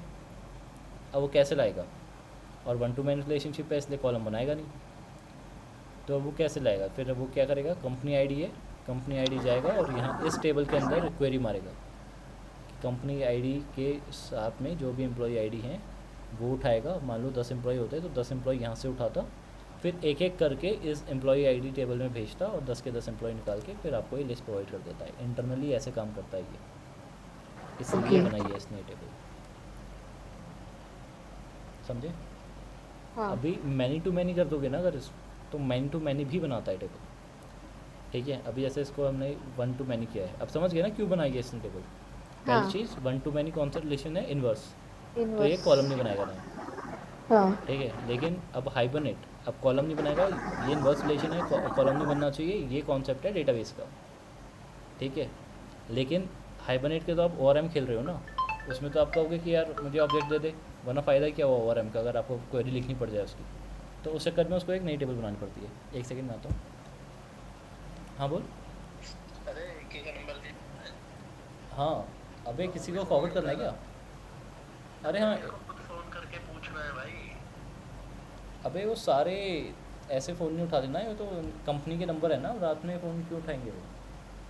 अच्छा तो वो वैसे अब मैं पर्सनल भी निकाल के देता हूँ, उन सबके ना नाम सेव करे हुए, अब बहुत टाइम हो गया गए हुए, तो अभी मुझे याद नहीं आ रहा। मैं अभी पूछ पूछ के, मतलब सेव तो है मेरे फ़ोन में ही, लेकिन मुझे अभी उनके नाम याद नहीं आ रहे। चल चलो रहने दे, क्या? रहने दे मत पूछ। हाँ ठीक है। अबे वो तो इंस्टाग्राम में भी देखेगा ना, वहाँ पे भी ट्रिप वाला करेगा तब भी आ जाएगा। बट ये है कि फ्रॉड भी होते हैं थोड़े से, तो मैं जा चुका हूँ तो वही नंबर दे दूँगा तुझे। नहीं नहीं रहने दे भाई। अब एक काम कर, सुन सुन सुन, तुझे कोड चाहिए ना कि खर्चा कितने का आता है। इन लाइव ट्रिप इंस्टाग्राम खोल, इन लाइव ट्रिप का खोल, उसमें ये अपने पूरा एक कार्ड बना के रखते हैं कि हम कहाँ कहाँ लेके जा रहे हैं अगले हफ्ते, उसके अगले हफ्ते, और कितने कितने पैसे लग रहे हैं उसके, 2 लोगों की शेयरिंग में, 3 लोगों की शेयरिंग में। ठीक अब उसके ऊपर 10% डिस्काउंट लगा लिया अगर सारी एक साथ करेगा तो।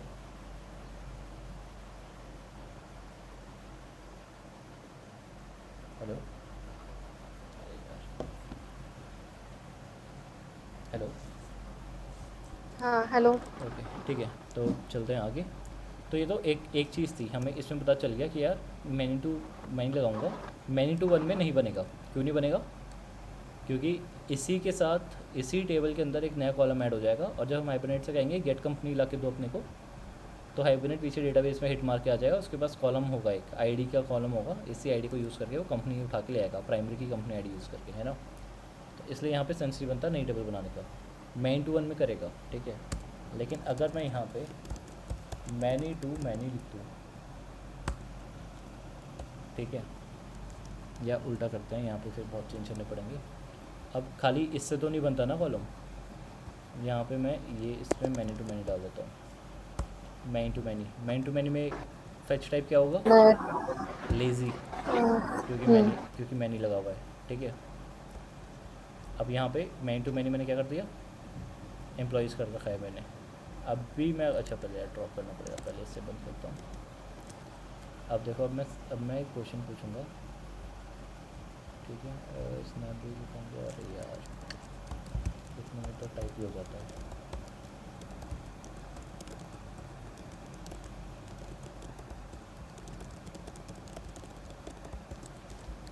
एरर ऑलरेडी एग्जिस्ट, तो ड्रॉप क्या हुआ है, अरे यार वॉलमार्ट सही तो था, ड्रॉप डेटाबेस वॉलमार्ट, तो ख़राब क्या है। अच्छा वॉलमार्ट में कनेक्टेड हूँ, अरे यार ओ स्नैपडील तो नहीं डिलीट कर दिया मैंने, स्नैपडील कनेक्ट करना है स्नैपडील, ठीक है। ड्रॉप डेटाबेस वॉलमार्ट उड़ा दिया, और क्रिएट डेटाबेस वॉलमार्ट, ठीक है, बन गया। अब एक चीज़ बताओ, ये समझ आ रहा है ना कि अगर ये खाली ये वाला कोड मैं रन करूँगा तब 2 टेबल नहीं बनेगी, है ना। क्यों नहीं हाँ बनेगी, यहाँ इसका पे लॉजिक, कॉलम कॉलम बनेगा हाँ इसमें समझ मैनी गए टू ना वन। क्या होता है, 2 लेवल पे हाँ खेला जाता है, एक डेटाबेस के लेवल पे खेला जाता है, एक खेला जाता है हाइबरनेट कैसे काम करेगा उसके ऊपर। तो यहाँ पे डेटाबेस तो कहता है भाई आपको कॉलम बनाना चाहिए, तो इसलिए कॉलम बन जाएगा। दूसरा, हाइबरनेट कॉलम है तो हाइबरनेट उसका यूज़ करके आपको डेटा दे देगा। ठीक है, अब यहाँ पे आते हैं। अब यहाँ पे क्या लगता है, बनना चाहिए नहीं बनना चाहिए?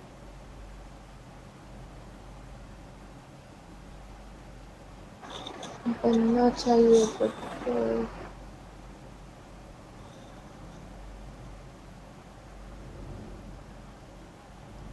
मतलब ये मैनी टू मैनी है, तो ये कौन बनेगा सा, ना टेबल अलग से। क्यों बनेगी टेबल अलग से? और ये एसोसिएशन कौन सा टाइप है ये ओनिंग साइड, ये Lazy। फिलहाल ओनिंग साइड है या वो है इनवर्स साइड है?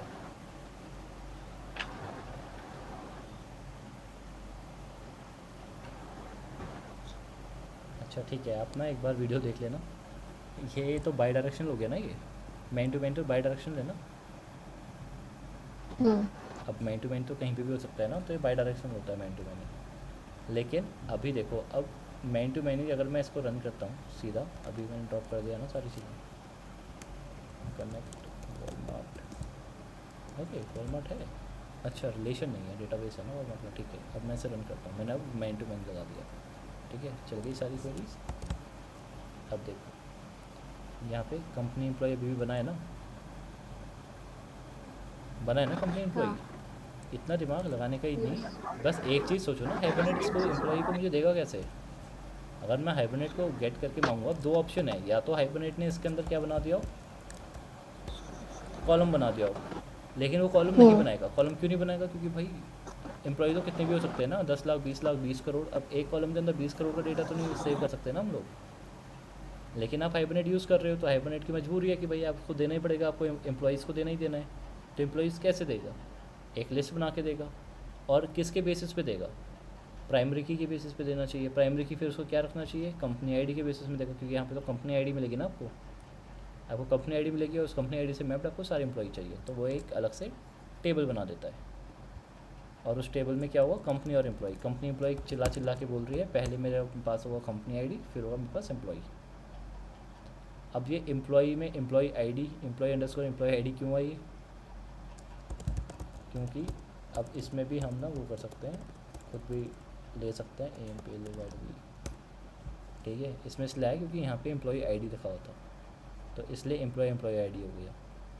जो प्राइमरी की था उसके ऊपर टेबल का नाम ऐड हो जाता है, तो एम्प्लॉय और प्राइमरी की ऐड हो गया, तो एम्प्लॉय अंडरस्कोर एम्प्लॉय आईडी। वैसे अगर कंपनी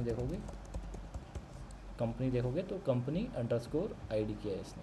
ठीक है, समझ गए? यहाँ पे अलग अलग क्यों आ रही है ये कंपनी आईडी और एम्प्लॉय क्यों आया ये इसका डिफ़ॉल्ट लिखने का तरीका होता है।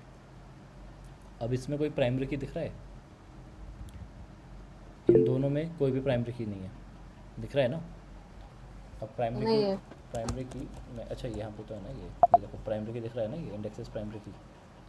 अगर प्राइमरी की होती है तो ऐसे दिख रहा होता है, इस टेबल के अंदर नहीं है, पर इस टेबल के अंदर फॉरेन कीज़ हैं, दोनों की दोनों फॉरेन की कंस्ट्रेंट।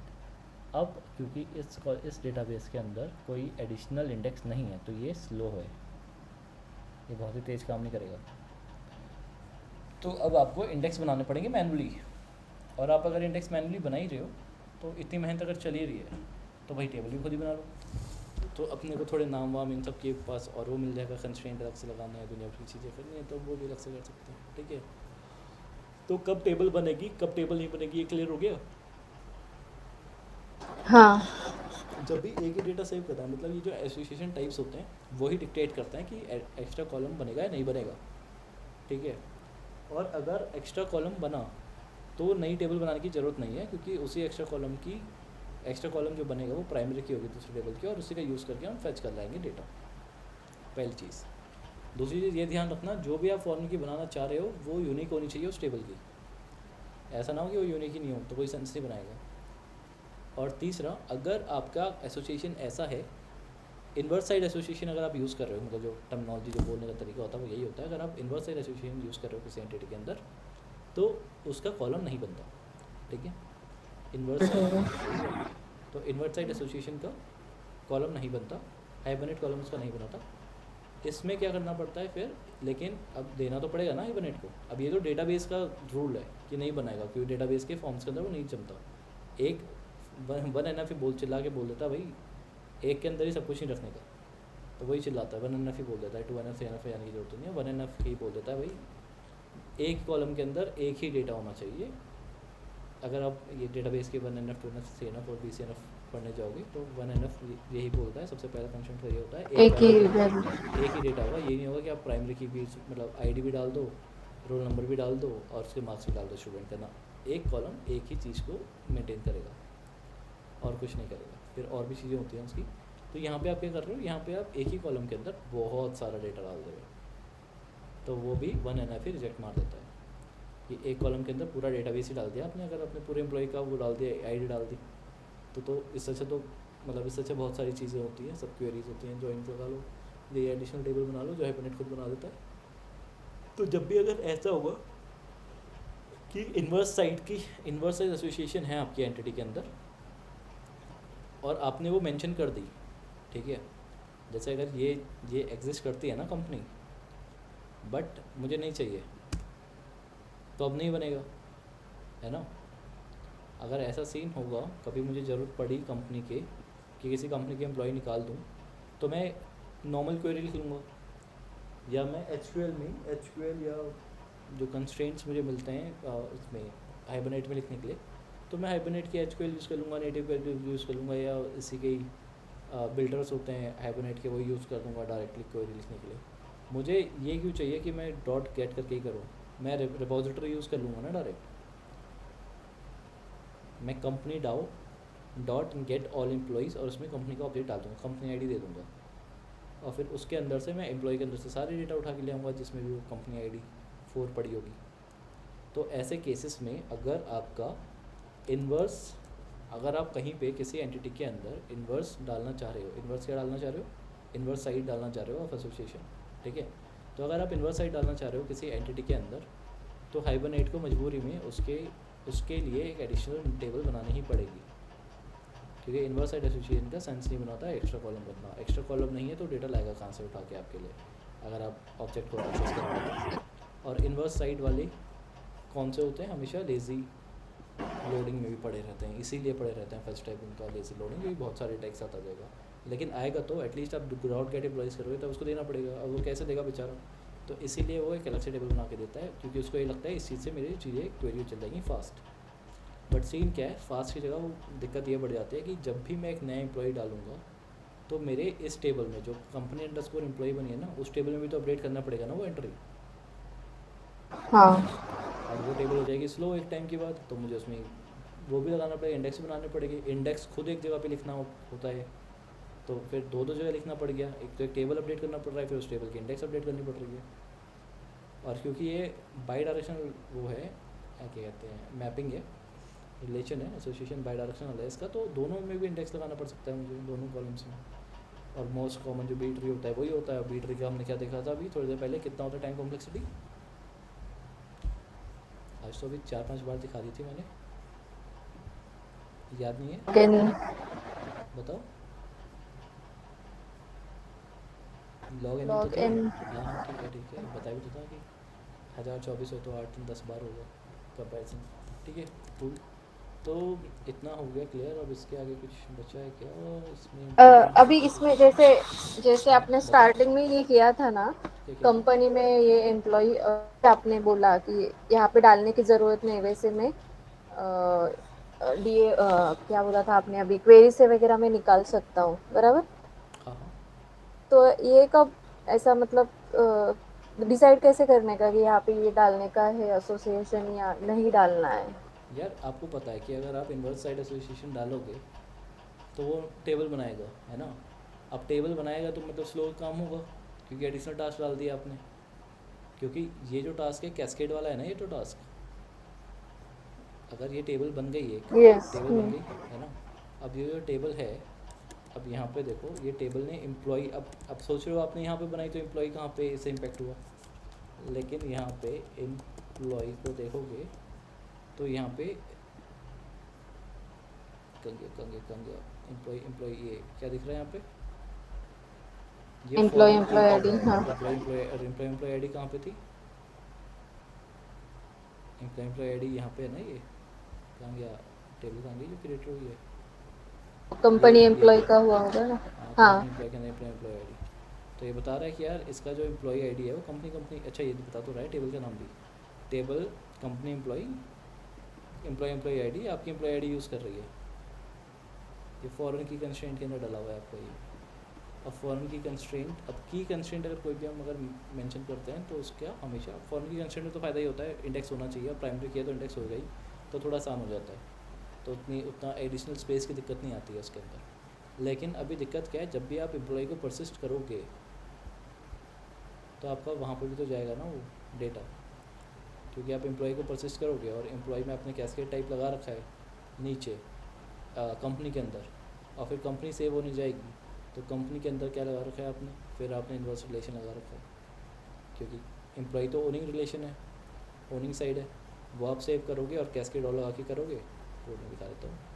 अगर आप एम्प्लॉई सेव कर रहे हो है ना, और यहाँ पे अब देखो मैनी टू वन में यहाँ पे अगर मैं कैस्केड, अब यहाँ पे मैनी टू वन है ना यहाँ पे, अब यहाँ पे अगर मैं कैस्केड टाइप बाय डिफ़ॉल्ट क्या होता है,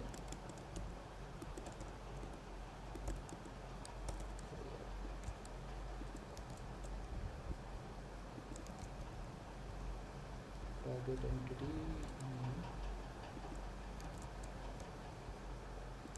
कैस्केड टाइप है, ठीक है। अब मैंने यहाँ पे ये लगा रखा है, इसका मतलब क्या है,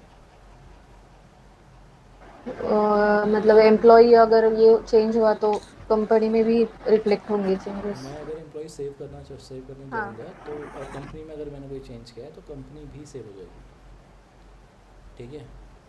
अगर कंपनी में चेंज ही नहीं किया तो सेव क्यों करना दोबारा, वो कल की क्लास में देखेंगे। तो अगर कंपनी में कोई चेंज नहीं होगा तो सेव करना पागलपंती है ना, फिर तो बेकार में क्यों हिट मारूँ वही डेटाबेस में, सेम डेटा को वापस सेव करने के लिए क्यों हिट मारूँ, या हाँ। अपडेट के लिए होने भी तो चाहिए ना कुछ। तो अगर मैंने एम्प्लॉय सेव किया, कंपनी में कोई चेंज नहीं है, तब जाके मैं कंपनी को भी अपडेट मार दूँगा, लेकिन कैस्केड टाइप ऑल है क्योंकि, लेकिन इसके अंदर जाके तो देखना बनता है।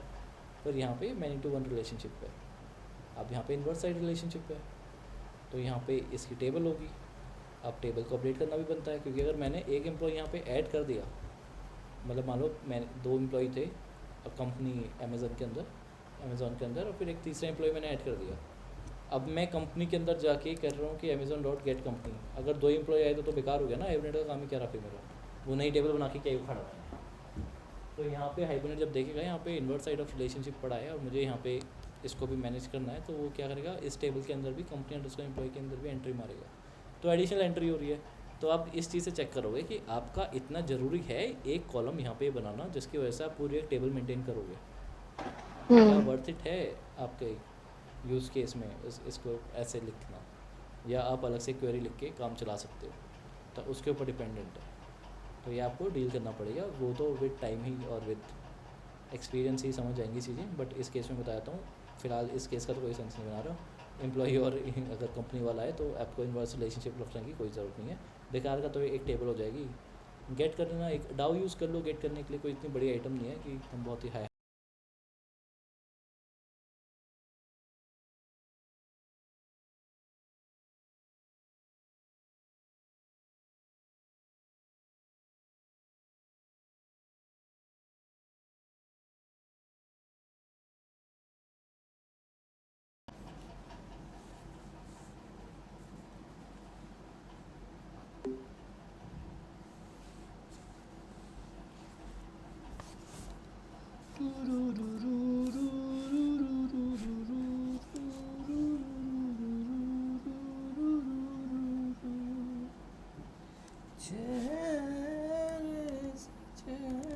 ओके, ये कर देते हैं अपन।